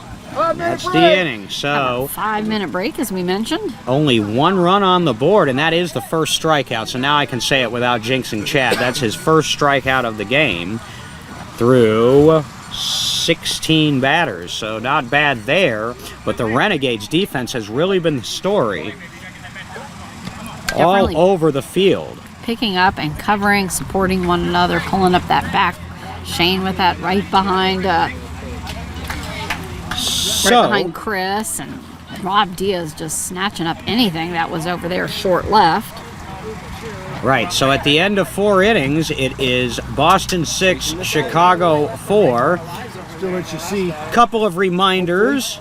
First of all, the Women of Our League game, the 7th annual meeting of the Women of Our League, will get underway at 6 o'clock, or as close to 6 o'clock as we can get, with the 2:30 games. Good. Rosina. So we do have both teams taking their rest right now and keeping hydrated. If you're out here on the fields, please stay hydrated. Thank those volunteers who are bringing everything. It's supposed to be a 30-second count. Volunteers, thank the ones on the go-karts. Thank your scorekeepers and your base controllers. Right up to 28. Thank your umpires. I know sometimes we conflict with and we might disagree with their calls, but they are putting their time out here. They are doing, everyone is doing the best that they can. We're all very competitive, so just thank all your support staff and your volunteers. And I apologize to you all there. Well, the umpire had a question for me, and so now I'm here back with you, and I thank Rosina for covering for a second. A couple of additional announcements I wanted to get in during this 5-minute break. So we talked about the Women of Our League will get going here on Field 2 supposed to start at 6 o'clock, or as soon thereafter as they can start, pending the 2:30 games, which will be played here. One of them will be on this field. So stick around or tune in to the annual exhibition featuring the Women of Our League here in the NBBA. Also, this is your last day, if you're an NBBA member and listening, this is your last day to vote in the NBBA elections, rules and bylaws, to get your voter registration card and your code to get online and vote. They are available still at the headquarters tent here at the park. Voting closes at 8 o'clock this evening, so you have until 8 o'clock to get your vote submitted for NBBA officers, directors, rules, and bylaws. You have a voice, make it count. If you're a member of the NBBA, all members in good standing are eligible to vote. Speaking of officers and directors of the NBBA, I want to give a shout out to our executive committee of the National Beat Baseball Association for putting on this World Series. President of the NBBA, Jerry Wendell. First Vice President and Tournament Director, Cassie Hopkins. I've been running around with her most of the week. She's been doing an excellent job, folks, as has Richie Flores, my immediate superior, our Public Relations Director and Second Vice President. The Secretary of the NBBA is Stephen Guerra. The Treasurer is John Lykowski. Our head umpire, or umpire-in-chief, if you will, is Jason Price. Immediate past President, Blake Boudreau, and some of our directors include Axel Cox of the San Antonio Jets, Demetris Morrow of the Gateway Archers, David Smith of the San Antonio Jets, Glenn Hopkins, Darren Keepers of the SGV Panthers, Kalari Gertley Jackson, who you see playing in this game here today for the Comets, Scott Hogwood of the BSO Philly Fire, who we may see later this afternoon, again, pending some results. Of the BSO Philly Fire. And any other directors that I may have left out. We thank all of our board of directors and our officers for their leadership in the National Beat Baseball Association. The NBBA has been around since 1976. This is the 47th World Series. They've hosted one every year without fail since 1976, with the exception of 2020 when the World Series was canceled due to the COVID-19 pandemic. So here we are at Gillitz-Rother Soccer Complex in Norman, Oklahoma, not far from the campus of the University of Oklahoma and the defending 3-time college softball champion Oklahoma Sooners. What a team they have, man, with Jennings and Coleman, and I could just rattle off names. Jordy Ball, who I guess is going back to her home school in Nebraska, but she was an All-American pitcher for them last year, and they just keep turning them out year in and year out with that juggernaut of a program they have for the University of Oklahoma. And of course, the College Softball World Series every year is right up the road in Oklahoma City. So this is like the softball capital of the world, and here we are for Beat Baseball as we get ready to start the top of the 5th in a 6-4 ball game. Rosina? Very hotly contested here, and I think it's going to all come down, honestly, to defense. And so far, the edge has gone just narrowly to the Boston Renegades in that department. The defense has been across the field, has been just a little more tight for Boston, hence the 6-4 lead. Not much of a lead, and it still is anybody's game. But definitely you see the spirit popping up early, the chanting and hollering over here on the Renegades side, the dancing, even with narrow misses coming over there with balls almost hitting the bench, definitely ready to go. Comets are starting to take the field for this 5th inning. Just to have to keep it up, they're going to have to step up, not have any more of those little tiny slip-ups. They're going to have to talk a little bit more, and they're going to have to really be aware of where each other are at on the field. Well, you're absolutely right, and especially with the top of the Renegades lineup coming up here in the top of the 5th, Thaxton and Devonish and then Rodriguez. And what's been most impressive about this performance so far for Boston is they're doing it without one of the top 10 two-way players in all of the game in their lineup. Joe McCormick not in the lineup, and yet here we are, 6-4 Boston as we get ready to start the top of the 5th. So it's going to be Christian is ready for the Renegades. They're still waiting for the Comets to finish setting up out in the field. I'm just checking to see if we have any distinct changes out here that I noticed. I think we still have the same defense for the Comets that we've been running.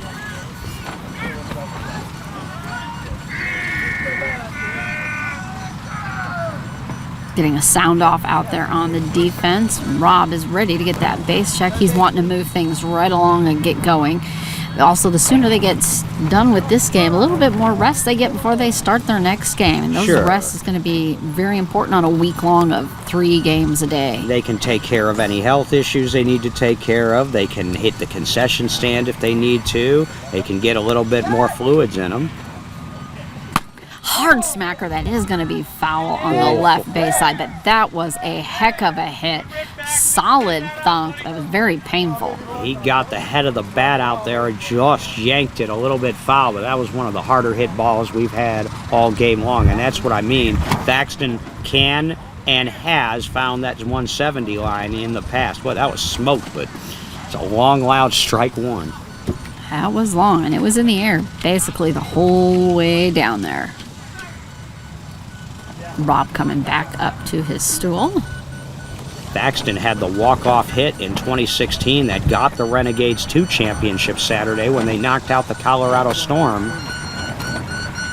He had a couple of big hits in that game. Getting a ball change here. Back out to the pitcher, holding it up for the defense to make sure that they can hear everything clearly. They do need to be able to hear the ball. Christian pulling that bat up over the shoulder and ready for the pitch. Again, another solid smack over into left foul. This time a little further out on the far side of the third base. Not quite as high up in the air, but a very solid thunk again. So he's there. He's just a little early. And I mentioned before, you know, he does crush to left and left center. So this is the right idea. Just a split second he needs to wait, a fraction of a second, and he's going to bust it. Bill Landrum definitely needs to be ready out there.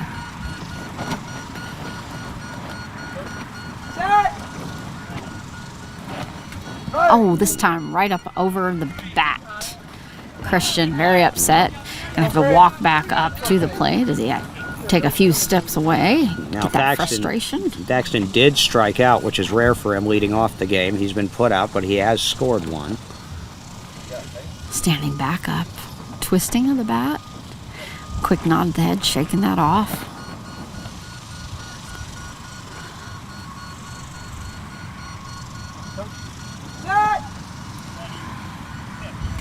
High pop-up. Let's see if this is going to stay. I think, yeah, it's going to keep bouncing right back to the pitcher. That is foul.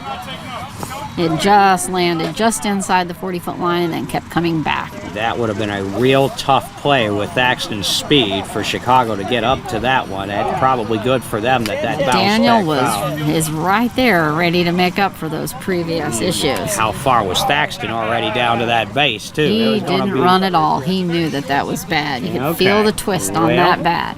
Now, that was close enough that he probably should have, though. They teach him to run. Don't ever assume a foul ball. The one time you assume it's foul, it's sitting there 41 feet. You're still at home plate when they pick it up.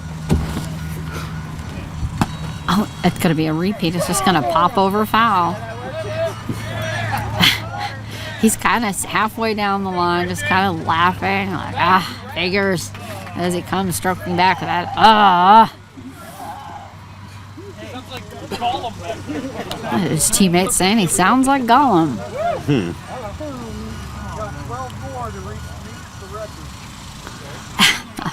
I'm telling him he's got 12 more of those for the record. Okay, another twisting back up of that bat. Gotta be ready for a good hit.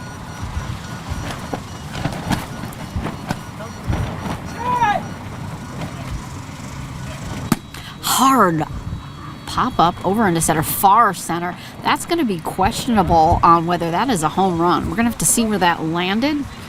It's also dead. It also may be dead, though. I didn't hear much sound in it off the bat, so definitely going to be in question. They're saying if it's a home run, it doesn't matter if it's dead or not. If it's home run, it's not playable. This is interesting. If it's a home run and it's a dead ball, I think the proper call is a home run. It's not a playable ball. Doesn't matter if it's dead or not. The defense couldn't make a play on it anyway. We have them running out there, definitely going to check. We're going to see where it landed. I'm not sure if they're checking just the ball feature or if they're going to check where it landed. He jacked it. It didn't hear. They're probably doing both, although I don't hear the base on right now. If they were checking it for a dead ball, they should have the base turned on. There we go. Oh, now he's checked, so they're checking that. Now they're checking it. The base is on. They're going to see if it's dead. That means it's not a home run. Otherwise, why would they be checking to see if it's dead or not? It wouldn't matter. Dead ball. He's holding his hat over his chest. R.I.P. Double bad for Boston. So it's not a home run. It is a dead ball. He's got to come back. And because the rule was changed several years ago, and this is my chance to get on my little soapbox, he's got to come back with a full count, with a 3-strike count when he just did that, and it went dead through no fault of his own. Instead of getting a fresh count the way it used to be, he's coming back and he's got one swing now. After that, folks, rules at nbba.org if you want to submit a rule change proposal to get this thing back to the way it used to be. Because if he doesn't deserve a new count now after the ball went dead on him, he crushed the sound out of it, Rosina. And here he comes back to the plate. And this is another pivotal point in this game. In a 2-run game, you get a dead ball on a no-doubter like that. Does have a little time there. He has rested while they were waiting to retrieve the ball. Tough but break. Definitely after all those fouls and stops and starts to now reduplicate and get that smooth pattern back up and that groove to go. Boy, he blasted it.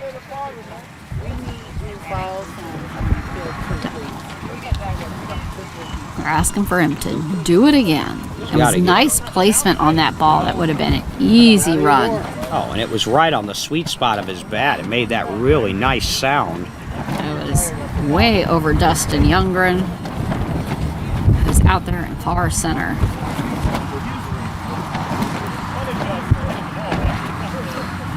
Still chuckling about it, though. Well, they're chuckling about the same thing I was just mentioning, that now he gets punished for killing the ball on a great hit by having to come back with the same count, and he's got one more swing. Got that base check. Big exhale.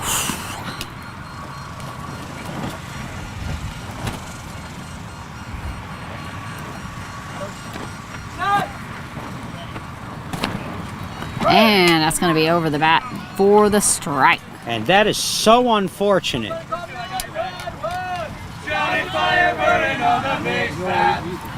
He's going to bring Sean Devonish up to bat for the Renegades. That is so unfortunate because what you saw just happen there, that whole sequence right there, It was a big hit ball, but he killed it. can change the trajectory of a game. Yes, sir. Want a new ball? Yeah, we just got a new ball and they don't like it. We're going to get another new ball. Getting a base check already. Rob definitely trying to move things along. So still 6-4 after all that drama. 1 out now in the top of the 5th. And Devonish coming up. Larry, how's that ball? All right. Clara saying, yes, she likes that. One away. I have Devonish so far with 1 run scored. He's due. He's overdue. Play ball.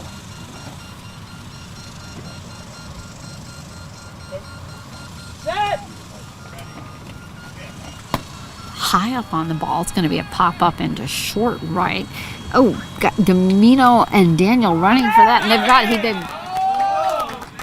Run. he is going to be safe. It's a nice beat ball hit. Little short pop up there. The two both had to scramble. 2 defenders. And Devonish scores. That's his 2nd run of the game. 7-4 now. Back to their largest lead of the game for the Renegades at 3. Still only 1 out here in the top of the 5th. He's going to bring Luis Rodriguez up to bat with his flashy yellow neon green arm sleeves. Rob getting the base check for him and lining his hands up along the bases. Getting his arms on lined up so he runs correctly from his body position. Field is ready. Little half step there closer to the plate as he exhales.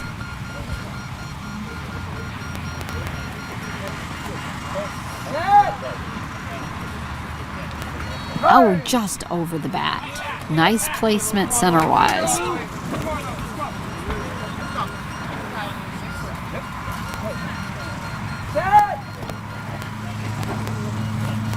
Oh, this time it was under by about 2.5 inches. He's having a little trouble finding Luis Rodriguez's bat.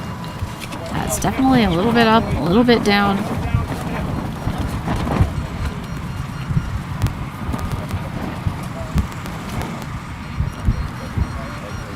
Rob talking to Luis, getting the setup. This time it's on, just bending out of the way as it goes right behind the pitcher into center. Daniel's going to have to scramble for that. Kalari over there to cover him up. Oh, that and it's another safe. That is going to be. This is. Made. Wow, this Rosina. is really rough right there in that combination right there with Daniel and Kalari. It just seems like there's a lot of scrambling like that. Nobody can decide who's going to have that ball. And you wonder because they both DF occasionally for the Comets, so you just wonder how many times Kalari and Daniel have been, how many games they've been on the field together in those positions, because that's the 3rd or 4th ball. Now Daniel's made 1 or 2 over there, but that's the 3rd or 4th one that has scored in the middle there, and that's supposed to be their strength. They are taught to cross over and cover zones at different levels. Ready to field. Man, This is Drew Crook back up for the Renegades. it's 8-4, and a 4-run lead in a lot of games doesn't sound like much, but boy, in this game, it's Just huge. been a slow, steady climb there for the Renegades. Right, remember the Comets led 3-0 at one point. It's going to be a short pop-up in left. It's going to go foul. Just about at 45 feet out. If I'm the Renegades, you know what, I just keep doing it. Just dump it right over the pitcher's head right there in the middle and force those guys to have to come and make a play. I mean, I guess you don't have to hit it 160 every ball if you can just dump it over there to where they're having some obvious trouble on their issues. defense. Definitely a lot of trouble right there in that locale. And the Comets haven't adjusted either, which surprises me. And they have not changed anything up. Drew back up.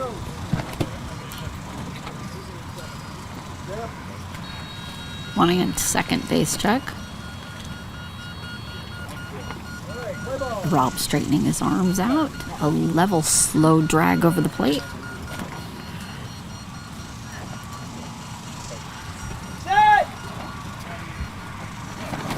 Nice hard smash almost to Bill Landrum. He ran the wrong way. He's got to go back. Drew's got to pick up his speed to the base. Bill's on the ball. But that is going to be safe.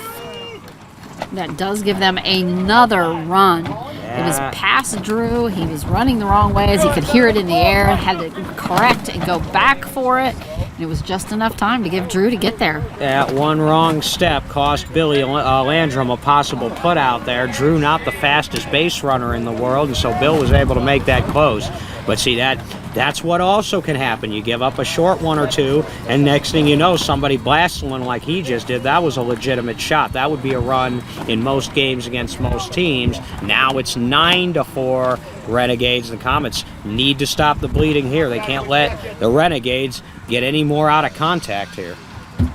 This is Shane up to bat.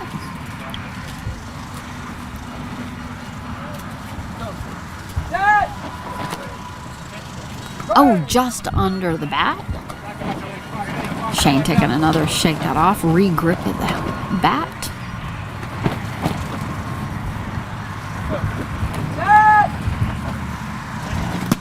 Pop up. It's going to be short and left, and it's going to Daniels all. He's trying to get to it. Kalari's back. He's got it. Oh, Kalari knocked it out of his hands. Again. Going to see if they're going to call that he had complete control of it, or when he. Well, if it's going to depend on whether he had it in his hands long enough to count for possession. I'll tell you what. I usually hear that call no. I mean, we're going out to check.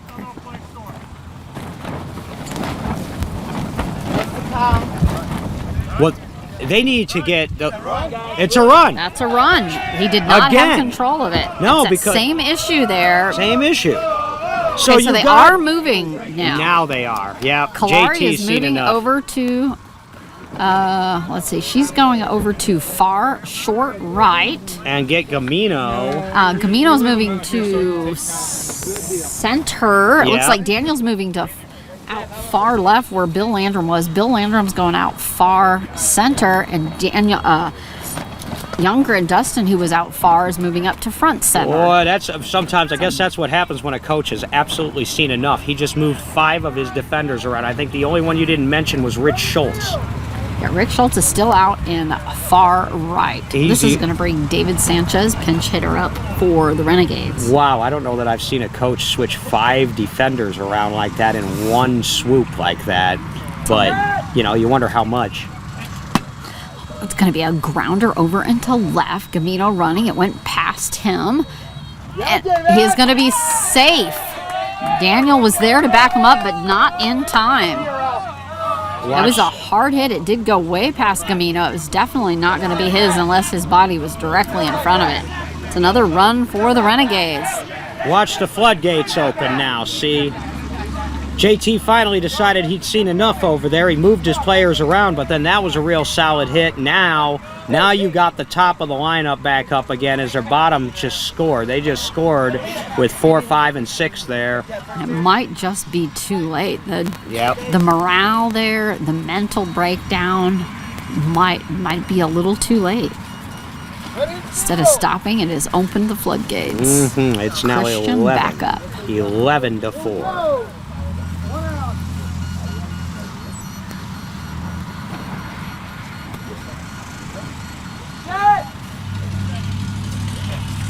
Again, he's repeating last time. It's going to be foul on the third base side. You do have Daniel running like mad for it. Maybe he's determined to use that to his advantage to try to get his head back set in the game. Yeah, and he's got to be frustrated. And that wasn't all his fault either. And it's not all Kalari's fault. It just looked like those two were just a miscommunication. Having trouble staying out of one another's way and not communicating well. And frankly, they should have been split up a couple innings ago after Several. 2 in a row happened there in the third. Ball finally back up to Ron's hands. So it comes up for Christian. spotter. Christina taking Daniel back out into the far left field. Thaxton was had some misfortune his last time up. Got a dead ball on 3 strikes and then the strikeout.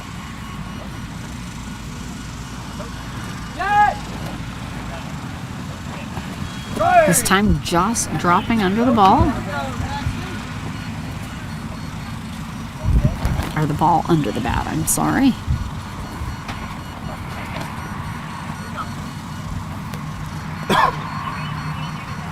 Shrug of the shoulders from Christian.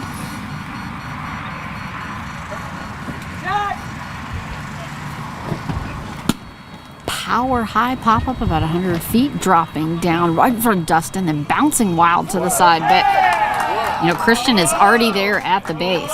Too much speed. Speed kills, especially when you get air onto the ball. And Dustin was where he needed to be, but he just didn't have much time. He was right at the ball, but when it hit, it bounced about another 15 feet away to the right. And this is how miscues can balloon on you now. You've got a 12-4 game, still only 1 out.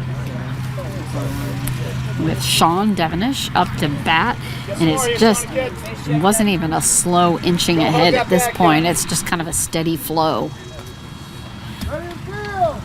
So Thaxton makes up for that horrible luck in his first at-bat of this inning. Now Devonish. Bat up over the shoulder, hands by the ear. Devonish has scored a couple today.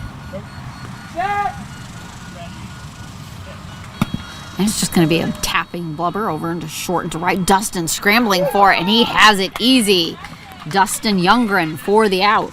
Youngren's playing some inspired beat ball. They moved him up there, and what does he do? The first time he gets a chance to make the play over there on the right field side, he makes the play. And to be fair, there hadn't been a lot of balls over to right field from the Renegades. They've been middle and left pretty much all day, but there's a put out for Youngren. 2 outs. Definitely shaking his head emphatically that yes, he has it, thumping his hands against his chest. I am here and ready to defend. Again, the winner of this game plays the winner of the Indy Edge and Minnesota Millers. Of course, the Edge as the top seed are heavily favored in that game. Got Luis Rodriguez up to bat. The loser of this game drops down into the elimination bracket, which is not where you want to be on Wednesday. That's a long road back. That's definitely Boston itching to feel that burn to keep out of that position.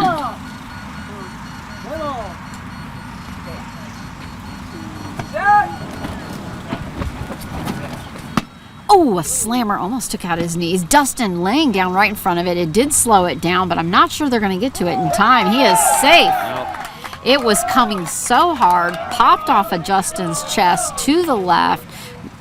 Gamino over there to grab it, but it was going so fast that there was just no way. He was already at the base. All you can do there. Now, fundamentally, he was sound getting the center mass on the ball. You want your biggest part of your body on the ball to try to slow it down. What you also want to try to do if you can, and you didn't have a lot of time there, is get your hands in position so that when it hits your chest, you can corral it, and that time it bounced away from him, much like we saw happen once to Ethan Johnston yesterday from Gateway. Absolutely. And the result. The ground is hard. There's a lot of that. Does it have Drew Cook up at the plate? 13th run on the board now for the Renegades, 7th of the inning.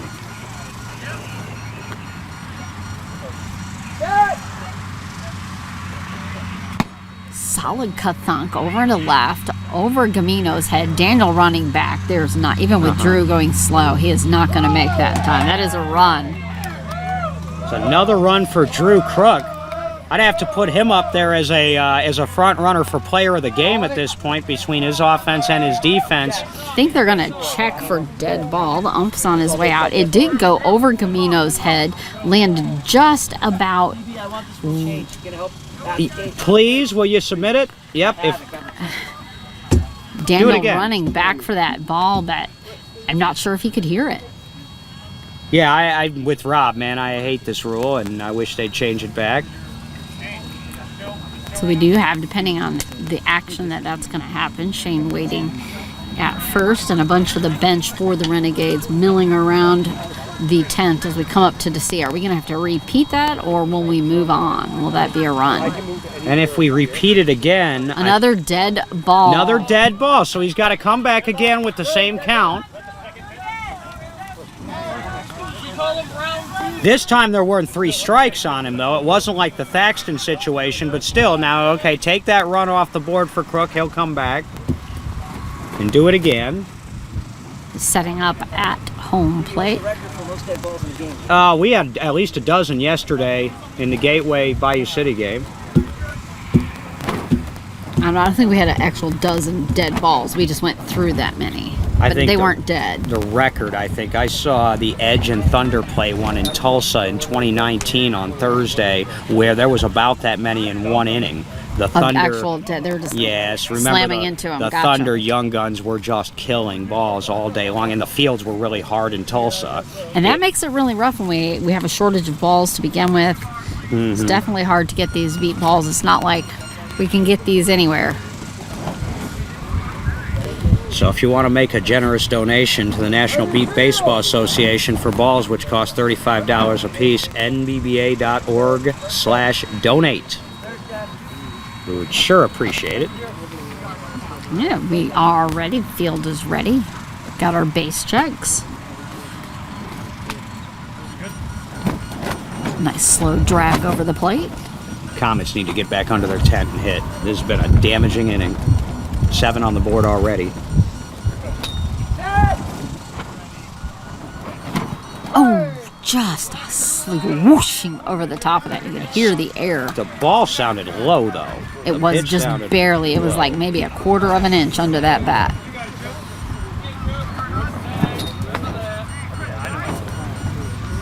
Just trying to get a repeat here.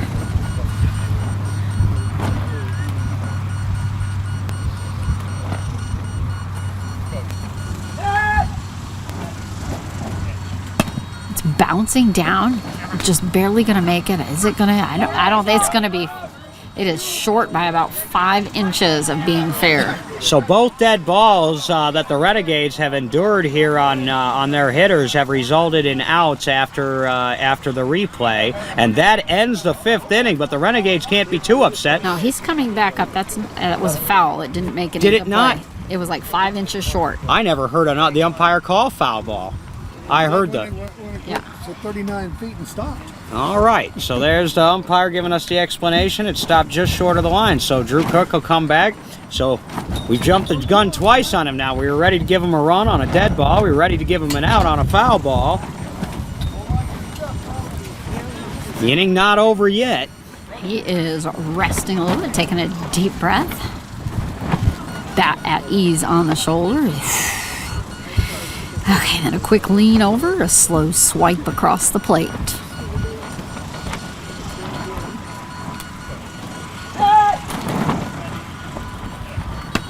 It's going to be another tap that drops at his feet. Seeing some resilience here. He's leaning on his bat Crook. now. He was all the way to the base on that other one. A little bit tired in this heat.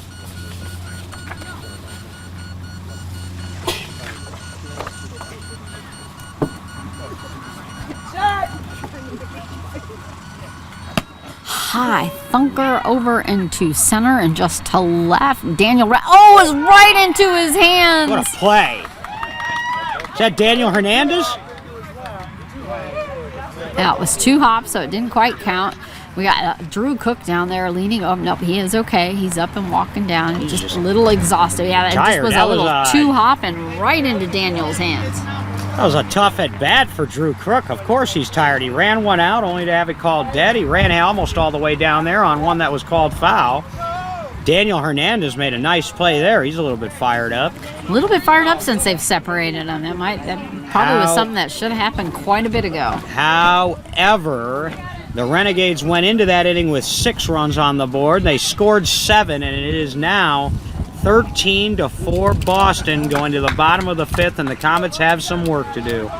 Definitely a lot of work. They're going to have to put a lot of runs on here. And it will be 5-6-1, I believe. Yes, Alex Gamino Daniel Hernandez and then Rich Schultz, the scheduled hitters. The Comets are going to need some help now from the bottom of their lineup against what has been a stingy Renegade defense. So Renegades are basically already all set in the field, almost ready to go. JT Herzog has announced a substitution to my left at the scorer's table. I believe it is number 22. Marion Aldridge is going to come in to bat for Alex Gamino. Get a little more power. Home plate now, setting up his bat against the front of home plate. Got Rob out there telling the field that we have Lamarion in for Gamino to let those fielders know it's a different kind of hit going to be coming across and out to them. And it is a difference. They're sacrificing a little bit of speed for a little bit of pop. Lamarion's got a little more pop than Alex. Hoping for that airtime so they can get him to the base because they definitely need some runs on the board. That would be the idea. Sounding off out in the field. I don't see much change out in the field for defense. It looks like we are staying the same for the Renegades. Diaz, Cook, Rodriguez, Devonish, Guy, Zuccarello, and Shane. Oh, high up over the bat.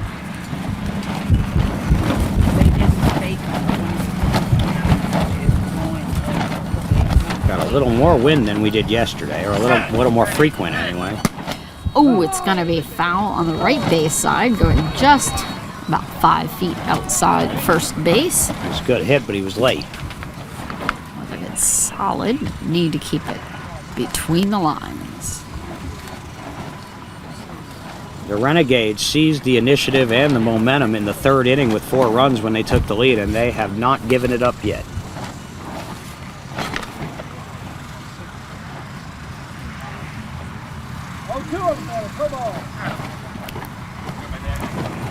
Chad all ready for the pitch.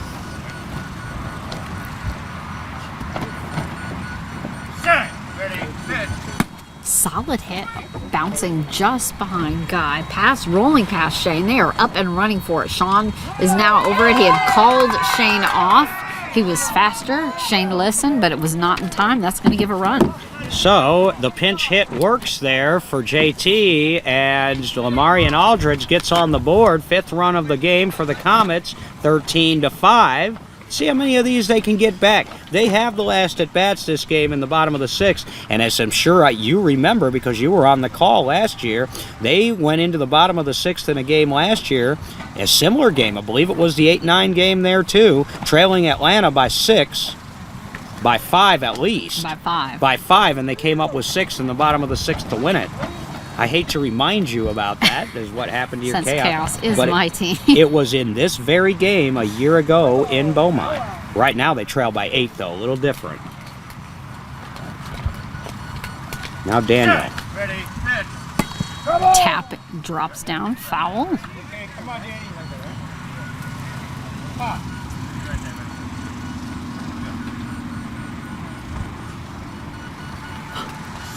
Ready, Nice, good hit over short and to left. Rob Diaz, oh, it's right into his hands. Nice play. Laid down, bounced, rolled a little, then he grabbed it up in his hands. Some tough luck for Daniel there. It does bring Richie Schultz up to the plate. Left-handed batter. One of the famous Richies, that Richie Flores, our social director, would love to put on a game full of a team of Richies. Well, you got almost enough for that. You got a few real high-profile ones. Crussell was an all-star last year. Schultz was an all-star last year. Of course, Flores. You got, let's see, who else? Rich Coppenjohn from New Jersey. I suppose if you want to go with Ricardo's, you could go with Ricky Castaneda from the Jets. Pulling all those Richie Richards in. Ruzika's not playing this year, but there was your other Ricky, remember, from the Jets, Ricky Ruzika. He might be able to get it done. He had figured it out, a whole team. Mm-hmm. As it is now, I think they were checking to make sure that that wasn't a double play. They've got this new rule in effect now, which is that the umpire determines that the ball was caught on one bounce. I think it's a double play. A little bit. That's what they ruled. Bounced once and rolled. Yep, bounced once and then rolled. Still a solid play, and that's a couple now for Diaz. 1 out, and with every out now, the Renegades inch closer to victory. And a meeting with the Indy Edge, who I've heard have won their game over there. I didn't get a final score, but the Edge, as expected, have advanced.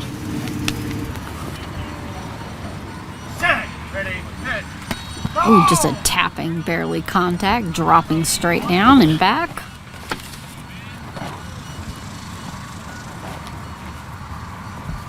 Could use a run from Richie. He's only scored once this game. Yeah, it's been a rough game for him.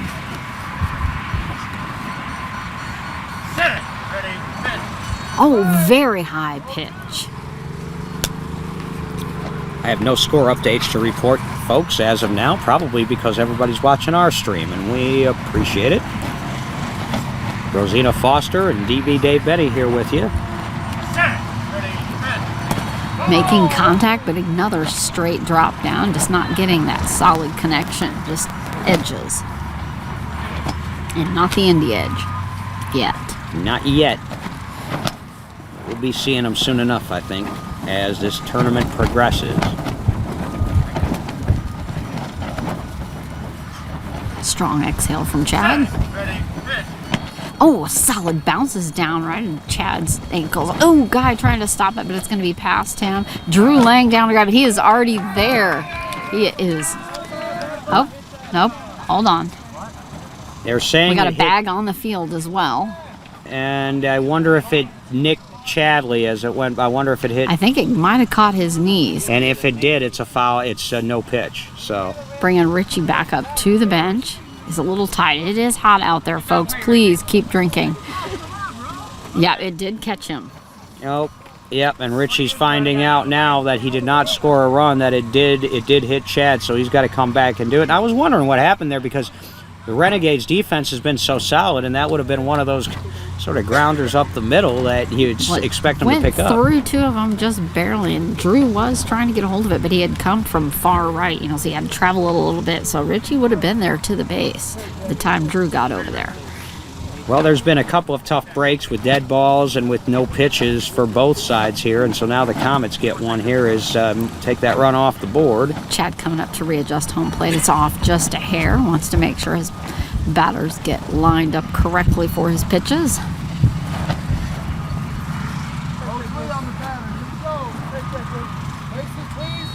Get that base check.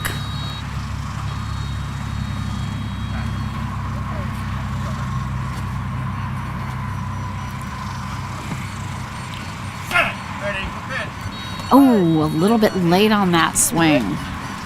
And Rich he struck tossing him his out bat after all down. that. Richie not happy. He thought he had scored a run, only to find out it had hit his pitcher. Comes back with 3 strikes and promptly strikes out in a worst possible time. 2 outs now in the bottom of the 5th and still an 8-run lead for Boston. And let's see if the little spark plug that is Dustin Youngren can get something going here with 2 outs. And he's kneeling down at home plate. He just, as he was coming up to home plate, he took off one of his knee braces. Not a knee pad, but a knee brace. So we'll see if that was hindering his movement at all. I never even liked wearing knee pads as a player, which is probably why I don't play anymore, because I thought that they restricted my movement a little bit. It's easy to say that in your 20s, and now thinking maybe I would have had another 5-10 years on my career. Solid little grounder into center. Rob going back over, but it's bouncing off his fingers. Oh, him and Sean are collision. He is going to be safe. Diaz running into Sean's shoulder there as they were both down going for the ball. That's the first time I've seen a mix-up with that with the Renegades this game. Yes, we've seen it a couple times with Chicago, first time with the Renegades, but those are 2 pretty good-sized guys. Yeah, I hope everybody's okay. Either way, Miller said the ball was on the ground. Sean Devenish is still down. He doesn't look injured, but he's still just sitting on his knees. I don't know if he jammed his fingers also while going for it. We have some more Renegades people running out to check. So I think the issue is going to be Sean, if anything. See what's happening. He's kind of holding his finger, so I think it's his hand. Now, it did bounce off of Diaz's hands first. Then Diaz ran over to the center. Sean was coming up to back it up, and they were both, I don't know if he slashed his fingers into the ground or into Diaz, but Diaz's head did hit Sean's shoulder. And yet... Oh, he's up. They're shaping, clapping each other on the back. And they're going to be fine. I think they're both going to stay in the game. Okay, that's good to see. Doesn't look like anybody's coming off. That's good to see, but there's another run. And Youngren, one way or another, is finding ways to score runs here. It's very interesting to see. It's definitely interesting to see him move up from just being all talk. Well, I shouldn't say all talk. You can say it. It's a lot of talk, and he's got the room to say it now. Well, don't encourage him to say it. I'd rather see him walk the walk than talk the talk, but if you're gonna talk the talk, you gotta walk the walk. And he's walking it and running it and hitting it and doing everything else right now. It's 13 to... It's 13 for the 6 currently. Now, a 7-run game, 2 outs. Landrum coming to the plate. Guy moving back over into position, short right. Double checking, the field is now set. You feel like if they can cut this down to 5 or 6 runs here, going to the 6, you got a chance if you're Chicago. Bill up at bat. I'm surprised they haven't adjusted the defense over. Shane Canton robbed him last time. Oh, just over the bat by about 2 inches. Canton and them on the right field side need to be ready again. That's where he went last time, and Canton got over there and made the play. Oh, just over the ball again by about 2 to 3 inches.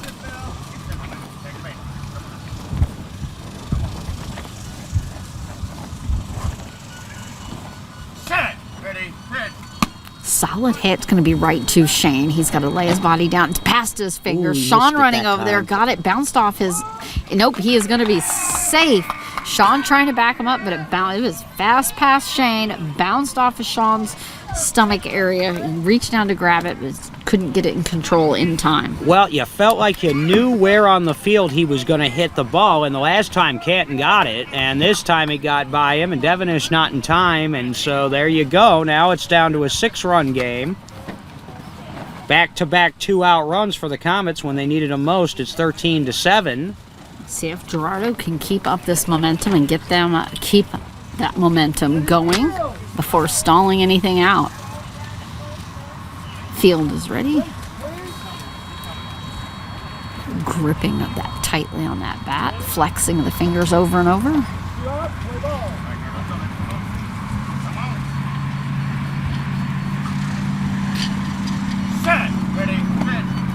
Solid hit, center, barely to the right past Sean. It's going into... Oh, no, it's past Guy and Sean with the pickup. Devenish did get to that one in time. Another play, another put out for this Renegade defense, which has still been real tough. They had one mix-up in that inning. Everything else has been real tough defensively, and it is 13 to 7. Renegades heading to the 6th. Boston coming up, looking for some more insurance. Chicago wants a shutdown inning to give them at least a chance in the bottom of the 6th. Runs. Boston is going to need to put everything they can on the board to keep that lead and prevent Comet from coming back up. Renegades are now off.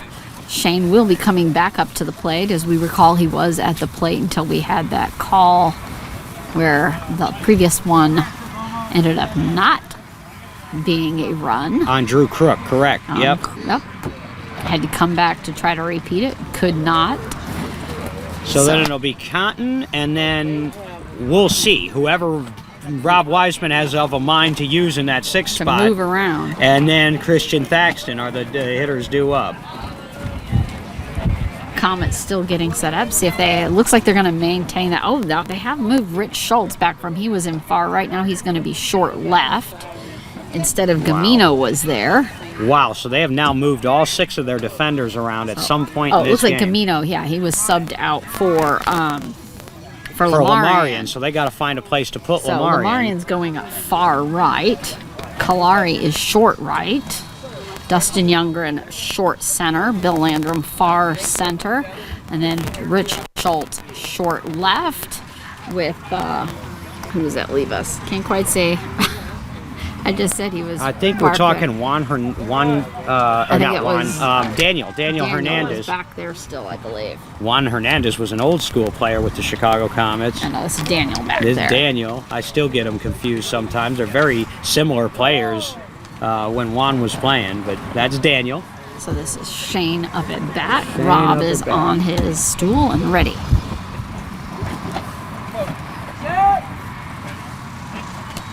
Just ticking it and dropping down. This game about 2 hours old now, so the pace has been good. As we play here in the top of the 6th. Pop up, that's going to be foul over on the Comets side, bouncing just over to their tent.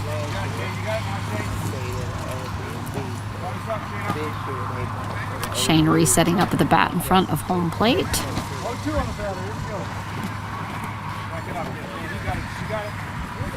Rob sitting back down, and we are ready.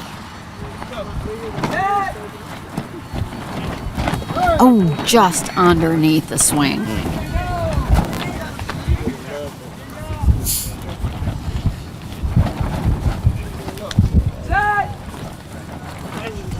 Just underneath again.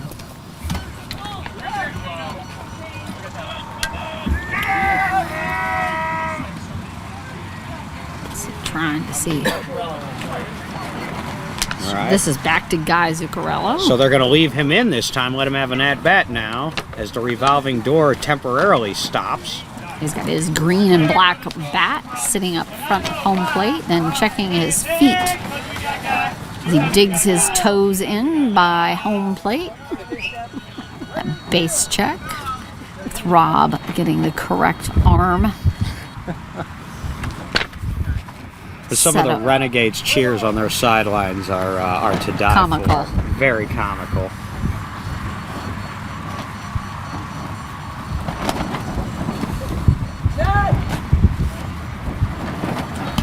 It's going to be a light little tap. See if it's going to make it fair. If it is, it's barely over. it is. Duster and Youngin ran right over. It's going to get it.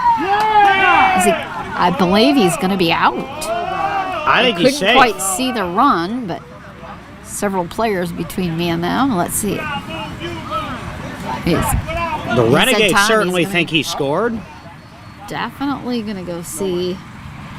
He's conferring with the base judge. Dustin did come overran right it. up, knocked it kind of behind him just a hair, had to flip around to get it. A little over exuberant there. Gonna go check with the third base judge. Yeah, if he's clean with it, there's no question there. Getting reset up. I thought he was safe, but I'm depending on my Christina out ears. Tie goes to the fielder in beat ball, and not that there's ever an exact tie, but if the umpire He said can't safe. determine, that's He a run. is safe. No tie there, that's a run. And that's another tough one, although that one was close to the line. But still, man, when they're laying there in the grass, that's the time you got to pick them up. So this is gonna be Christian Thaxton Oh, up boy. to bat. So that makes the lead 7 again now. It's a 14-7 game, Renegades. 1 out, top of the 6th. Getting that base check with Rob adjusting the arm positioning. Deep exhale by Christian.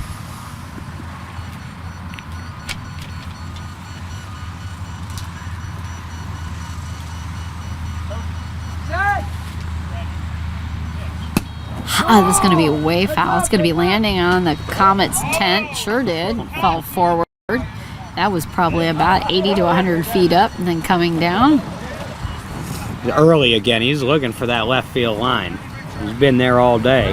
Got Christina's pulling Schultz over just a little bit out in the field. A little bit more to the third base line. Gonna hug that line a little bit more, and that's a smart move by the spotter there. Christina's been around a long time. She knows what she's Just moved looking Daniel at. over by a step and a half. Christian ready for the pitch.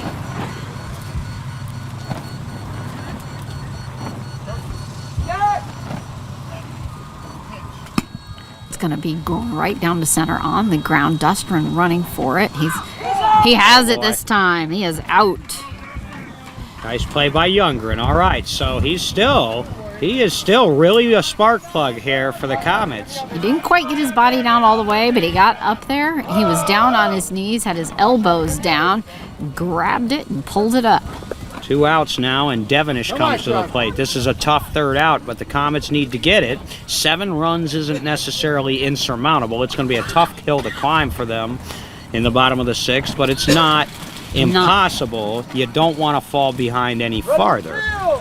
They're going to have some really good offensive moves to hold that defense down and allow them the runs, though.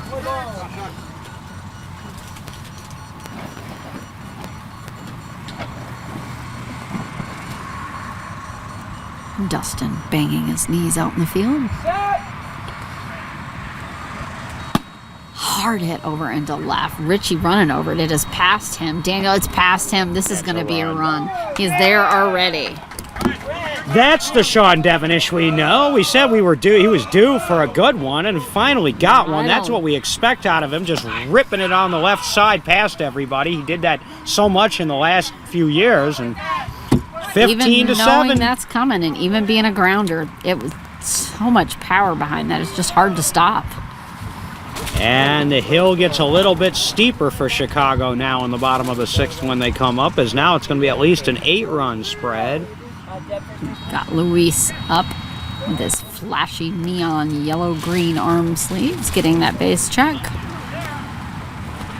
With Drew on deck. Small little exhale from Luis.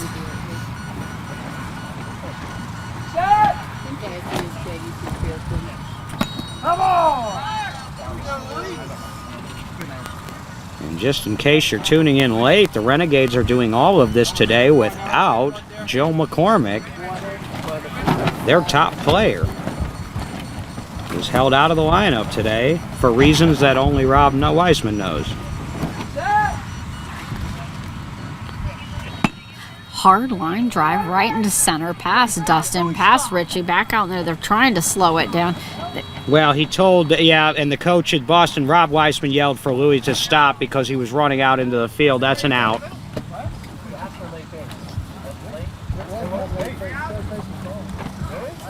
Yeah, that he didn't hear it. No, that's not a late base. That's a third out. Rob, for safety reasons, had to call him off. So Daniel Hernandez will get credit for that put out. And that's the end of the inning. So that's a weird way for the inning to end, but so it is. At least they have a strong enough lead there. That is rough for Luis. Headed the wrong way and into the field.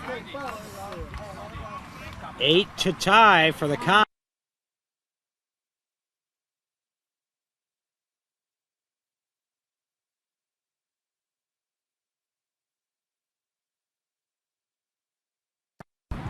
We mentioned the one last year, and they had a couple of other ones. They had one against Cleveland. I remember they had one against Austin once. This is going to be tough, though.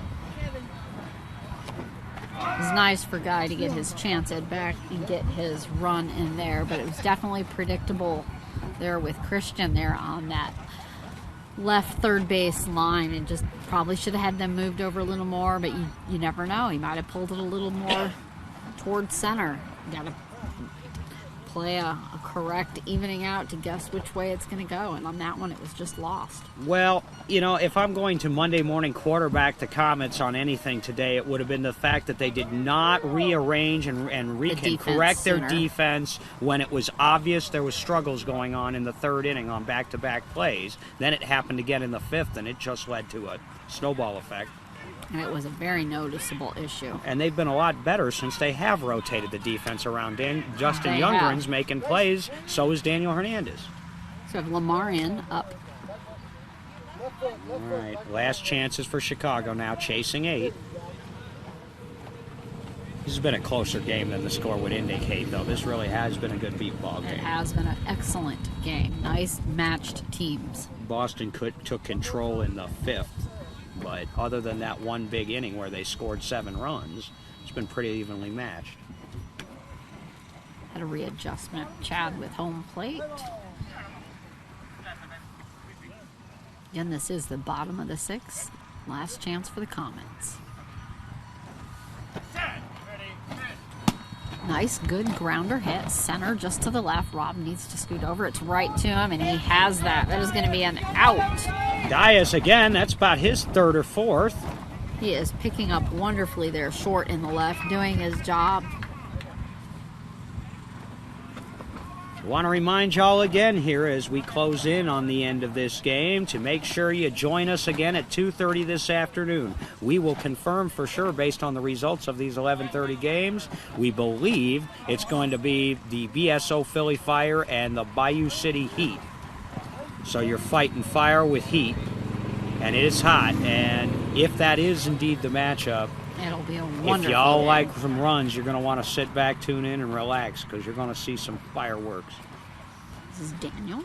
But first, nice, good hit right along right baseline. Pass guy. Shane Canton, scrambling for it. It's past his hands, and he is safe. good hit. Safe for the Comets, putting a run up there to help try to slow that down. He went opposite field there, and that was one that Canton couldn't reach, and neither could Guy, and so It was there only it a is. foot or two inside that right line, and that was just where it needed to be. So it's a 7-run game now with one out in the bottom of the 6th. Bringing Richard Schultz up for the Comets, left-handed hitter, hoping he can pull off and add another run or maybe 2 for his team. Well, this is the heart of the Comets batting order coming up now with Schultz and Youngren and Landrum. So let's see if they can take a nice little bite out of this. Only 2 outs left to work with, though. Still chasing 7.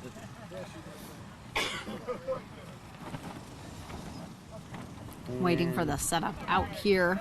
They are adjusting their defense over to the right side. Just inching everybody over a little bit. And that's because Schultz, of course, is a lefty, so they're going to shift a little bit for him.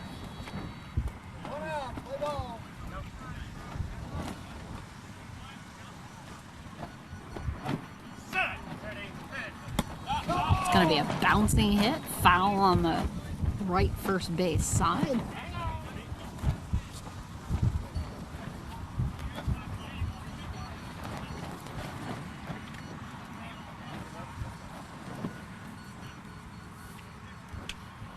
Ball back with Chad at the pitcher's mound. Some correction for the catcher with this mitt. Oh, this one was high, about 3 inches up over. He wants the top of his bat. He wants air. Doesn't want Richie just grounding one over to Guy Zuccarello over there or Shane Canton. He wants one in the air. Oh, just sliding underneath it by a hair. 3 strikes now.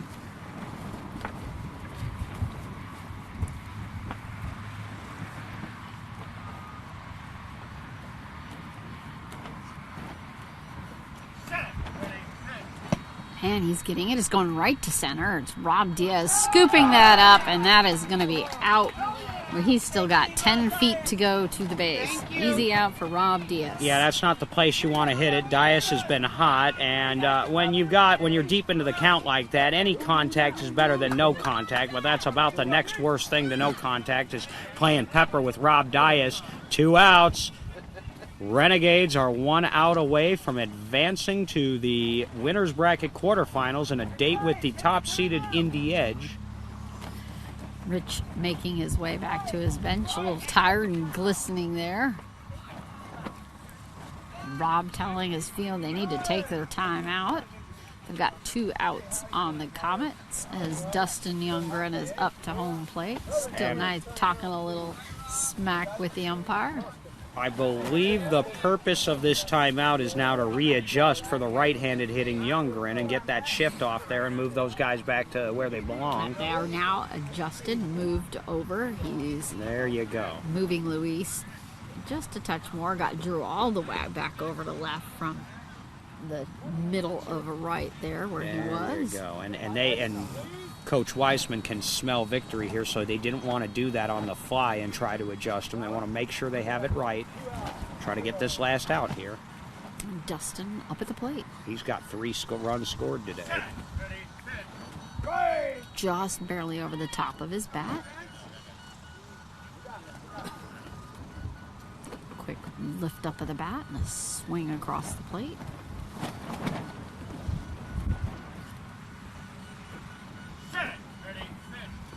Hard hit over into left, pop up past Rob Diaz. Drew's he's got it, and he has it. That is out by Drew Cook. And Drew what a way to hugging end it. Rob. And it's only fitting that the game end on a great defensive play by Drew Crook. He has made several this game, and the story of this game was the Renegades defense. A 15-8 final score. A Renegades win. They will advance. The Comets, this is their first loss of the double elimination. This will drop them down into the elimination bracket. Well, nice all-around performance. Even without Joe Mack, the Boston Renegades win it 15-8. Rosina, my player of the game, I would almost give it to the whole Renegades defense, but I'm going to go with Drew Crook for what he did on both sides of the ball. He absolutely did. I was having a lot of fun watching him during the practice, and he had a lot of duplicate and repeats of exactly what he was doing in his practice. He was doing it all right. He continued that through the game. He had his body down there in front of that ball, and he was scooping it up. His arms were moving down to hold that, to try to keep that ball from bouncing around, from going anywhere. He was corralling it, getting the ball, and getting it up. Might have been not the fastest one to the base every time, but he was getting runs, but his defense was impeccable. Whatever position they put him in, whether he was there in the middle on the right or they had him out far and left, he was getting his body down and he was slowing that ball down. But this is a great win for the Renegades program. It's never easy to beat the Chicago Comets at the World Series, but they got it done. It was a defensive effort. It was a team effort for Boston. Meanwhile, Chicago, they're still in the fight, but they got a long road back. I'll give an honorable mention to for the Comets to Dustin Youngren. No home run, but Dustin did a lot for Chicago on both sides of the ball. Good game, Rosina, and we are going to refuel, retool, circle the wagons, and get ready for a 2:30 quarterfinal game. It definitely was a wonderful game, and I would say the same for Comets with Dustin. Wonderful game that he played. Definitely can back up what he's been saying. He needs to keep practicing and keep putting on and improving from where he's at. Even better if you do. The Comets just made one too many mistakes in the middle innings of the game, and Boston took advantage of it, and the Comets, by the time they switched their defense around, could not really recover. Thank you all for listening.